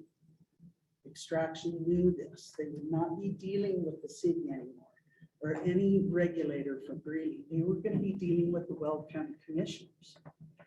And it was going to be carte blanche, rubber stamp, anything we want. And this is what I guess my plea is, that the health and safety of children should not be reliant on local politics. You know, I don't care what school they're at, but especially at a public school where they have no choice but to attend that school. We tried to organize parents, we did. And they were just nervous to come forward. Everyone had a neighbor with a big white truck, you know, everyone did. But I'm telling you, their silence did not mean they didn't know exactly what was going to happen there. In fact, these parents, I would say out by Bella Romero, those parents were far more savvy than the parents of Frontier. They knew. They knew, they had questions, but then when we would ask them, will you testify? Will you go down to the COGCC? Will you work with the DU lawyers? They said they didn't want to, right? So we've been at this for a long time. So I look at that and I think, yes, section 1, there should have been someone there to help the school board negotiate this and realize that while they didn't have legal standing, they had political standing and they should have spoken up. And the chances are those wells, and I know you can hear my frustration, wouldn't have gone in. Bottom line is Matt Lepore never heard from the school board. Never. And it's a shameful, because he was encouraging them to find an alternative site, and there was one, a half a mile away from Bella Romero, not 800 feet. Now, when I look at this other thing too, I see the environmental equity and cumulative impacts analysis. First, you have to get the data, and that's what is so hard for us. We begged for air monitoring. I would go back down to the KPCC. We were begging for air monitoring. I think it should be part of the permit that if you're going to put wells and you're hell bent within a mile of the school, there needs to be continuous air monitoring and data collection. And during those first 3 years, that's when it's bad. The school board, okay. I apologize. Yeah. We let you go twice as long. Yeah. Because we understand, and I know that I've worked with you before, so I hear where you're coming from. I think it's important for everyone to hear. In fact, if you don't mind, we can go back around and see if any of these other people are here, and if you want a little more time, we have to. Questions. I can fill your ears for 10 years. I could have kept listening. Thank you so much. Yeah. You were completely. Thank you. And the issue with the Romero, we have seen it, superintendent does not want testing in it, though I believe actually the EJ unit connected to one of the parents from Elena Romero, Yeah. Christian Nelson. Yeah, To I the got her CSU, involved. yeah, to the CSU researching, so there's been some work, but there's a lot more to do. I talked to Tara. I was gonna say Katana said I. Yeah, I know, see, yeah, so I just feel like this is, I don't say. I don't wanna know. I'm so sorry to jump in. Lots of folks have been messaging on the Zoom. We have been Zoom bombed. Someone has been joining the Zoom and has been changing their name to be my name as the host and sending offensive messages like they are coming from me as the host. So we believe we have identified the person and removed them. However, for folks in the Zoom, I've been trying to keep up with the messages. If you are continuing to receive the messages, please send me a message and we will remove the other potential person who is sending them. Also, I just want to reiterate the fact that we do have a registration link for a reason, which is why we don't publicize and make our link public. You need to register and it's password protected. And so there is a reason that we don't just put the Zoom link itself on our website. There is a registration. So just for members of the public that I know likely had the best intentions of trying to get more people to come to this meeting. If you are going to share a link, please have it be the registration link, not the actual link to the Zoom meeting. And to follow up on your point, the person did actually just send another message, so we identified the second bomber and have removed them. So, but yeah, please. So sorry. Yeah, that's okay. But please, if you now, I want to reiterate my statement. If you are continuing to receive those messages, let me know. I'm going to proactively take this step each time you remove the person. An additional person has immediately thereafter joined the Zoom. It's okay with task force members. We are just 1 minute away from the end of the meeting. As scheduled, I'm not going to admit the additional people so that we don't continue the problem. Wow. Okay, so do we have the 3 people who are speaking next online? Isla, Rami Nelson. Hello. Hi, welcome. Thank you so much for hosting this. I'm very excited to be here. My name is Isla Brumby Nelson, and I'm a high schooler from the Roaring Fork Valley. And I have a bit of a short story for you all today. I remember being 2 years old, and you guys might think I'm crazy, but I do really remember all the way back then. And I remember having my tiny hands pressed up against the glass of my windows and my face just squeezed as tight as I could get. And I was staring at the fireworks show that the Carbondale Police Department had put that year. That was the last time I've ever seen fireworks in the state of Colorado. I'm well aware of why we have fire bans, and I'm so thankful for them because without them, all of our issues would be exponentially worse. And I'm well aware that this problem is minute compared to all other problems that are induced by the drought and climate change that has affected our beautiful state. But this is part of my story. This is how I remember first understanding the lack of water that we had. And I urge you all to recommend the strongest possible protections for our beautiful, vibrant, rich communities, because there are so many worse things that have happened to them than losing the frivolity of fireworks. Thank you so much for your time. I yield.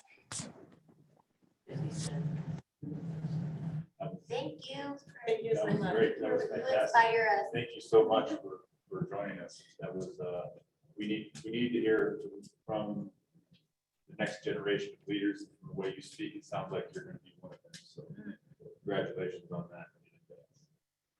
Thank you so much. Have a lovely day. Works, holding it down today. Yeah, looks like Harmony Cummings. Perfect. Can you hear me? Awesome. Timelines, enforcement, accountability, restoration, healing, and justice. We need to bring back the human element. We need dedicated staff and funding for environmental justice. If I look at the COGCC's mission change, this is great, but there has not been a culture change. So these things just sound good, check a box, and sound good on the campaign trail. And they make residents who are at least informed this month think that we're doing something when really we're doing close to nothing. We need dedicated staff. I said that. We need to know how to get representation for residents similar to that of industry. How do we get there? Because industry has people to pay them. We need a staff community liaison that helps community members navigate the websites and the meeting. Outreach phone calls, texts, not robots, actual people that go and do home visits, go to parks, churches. CDPHE just went and toured around 9 spaces. This helps build trust, empathy, and true understanding. What about a dedicated state legal defender for equity and environmental issues? Let's talk about public comment. It's great and terrible and frustrating. Have you ever been in a fight with a teenager or maybe a lover's quarrel where you're just talking at them and they're not talking back to you and you don't know if anything's getting through, so you're just screaming louder and louder and louder about things that are so important to you? And there's a lot of reasons why people don't participate. There's language barriers, there's access barriers, there's the knowledge barriers, but then there's also a lot of people are here undocumented. A lot of people have fear for speaking out, that people are shy. This is hard. Let's get someone that you can call and give a one-on-one phone call or invite to your house for tea. The other way we need to bring back the human element is when we're approving permits. A lot of times this is modeling that happens behind a screen where we're guessing how much pollution, and then someone sitting in an office looks at it and says, cool, check box. But I want people to go out on site. I want you to see it. I want you to smell it. I want you to feel it. I want you to feel it in your brain. Maybe you get a nosebleed. Maybe you get a headache. Would you want your children to live here every day? Also, I want to talk about EnviroScreen. This is a great start, but I was on a call and got to present to the board of the AQCC last week, in which a representative from El Paso County went in and he pulled up his area and he had some questions and concern about, does this really match his community? I think we should be doing that with every state representative and also with other community groups and organizations to feel like, does this really represent them? Then I also think we need a way for residents to make themselves a designated area if EnviroScreen or these other tools are not doing it. We need, is there an air monitor at Bella Romero? Because I hear it was taken out. If not, environmental justice, put that, how many times has that come up today? We need real protections, not just sound bites. We are in a time of non-attainment, some of the worst air quality in the world. We have thousands of fracking sites, close to 50,000 with hundreds more. We have pipelines, terminal expansions, a DIA expansion, more people coming here. Pollution is ramping up, not slowing down. The time is now to do more to protect our air, our water, our soil, our ecosystems, and our children. Please do more. Thank you so much, Harmony. Anyone from the task force would like to comment? Thank you, Harmony. Just appreciate your time this evening, and I got the pleasure of hearing you last week at the AQCC meeting. So for what it's worth, there are definitely people listening and paying attention. Thank you for your comments.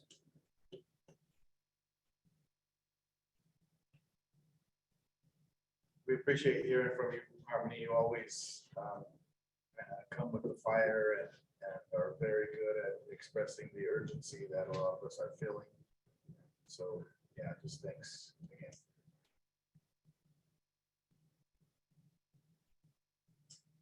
All right, our last person on the Campbell. Hi, everyone. I'm glad to be here this evening and get back from my earlier meeting. With opportunity, once again, thank you all for all the work you've been doing on the task force and for another day of of really stimulating and lively discussion. Specifically, I want to comment on two areas this evening. One is I didn't introduce myself. How rude. I'm Velma Campbell. I'm from Pueblo, Colorado. I've been to these meetings so often, I feel like a part of the task force, and I'm so glad that you are so welcoming. I'm a public health physician from Pueblo and a member of the Mothers Out Front Climate Justice Organization. And I want to comment on excuse me, on EJ and flexibility. And this sort of applies to section 3, parts A and B, when we're talking about the agencies and who and what activity should involve environmental justice. While I recognize the need for flexibility in types of solutions and the concerns about the details of how these programs will be implemented, I'm concerned that those details must be considered in the context that it should not interfere with the implementation of the environmental justice programs, but should be a part of bringing those programs into any and all actions conducted by affected agencies. Flexibility should not include the flexibility not to address environmental justice and equity in agency actions, and should demonstrate the need. We should be able to recognize after today's meeting the need to get out of silos as much as possible. Any and all adequate actions of necessity must include environmental justice and cumulative impacts. They're not just window dressing. Secondly, on just transitions, I think the comments were made already about how those impacts are part of disproportionate impacts. And in fact, many times the most dangerous and unhealthy jobs have gone to people of color and low income. I think just transitions program elements should go into the analysis components, and the funding aspect should be in the funding section. And I'm losing track of which sections are which, so I'll leave that up to you all. I liked Ian's comment about having two financial components, one for the current program and one for assessment of future expansion based on results of the equity and cumulative impact analysis. Thank you very much.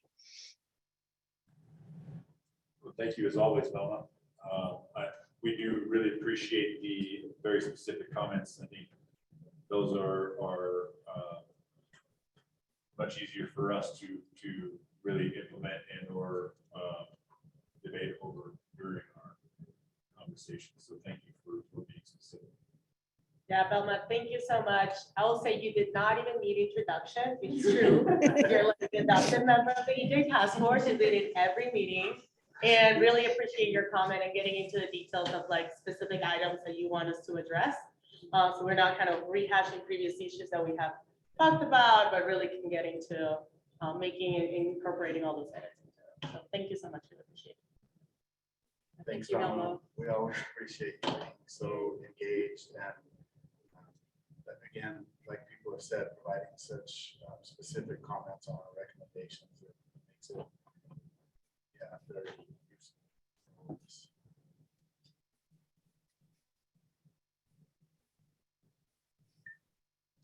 Well, we did, guess we're supposed to finish 6:30. That means we're only 1/10 slower than we usually are. No, we're on time. We started 10 minutes late. Oh.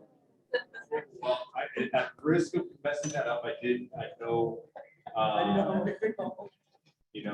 Teresa, I believe we did, ask, do you have anything else to add? We will have public comment tomorrow afternoon as well.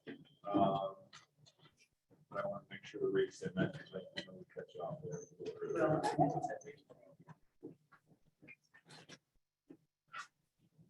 other than that, I think we're ready to adjourn. Yeah. And go get to sleep for another exciting day for tomorrow, so I'll let Les close it out. Yeah, all right, thanks everybody for all of your attention. We are gonna go ahead and adjourn. Couple of quick reminders, for those that did provide public comment or were here all day and, in today's session, you are eligible for compensation if it is outside of your job duties.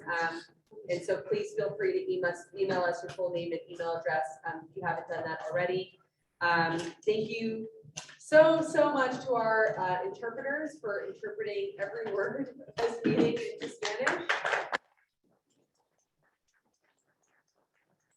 I know it's no easy task. We will try to just really work on the vocal cords in the morning, do some vocal exercises and get people to project very loudly tomorrow.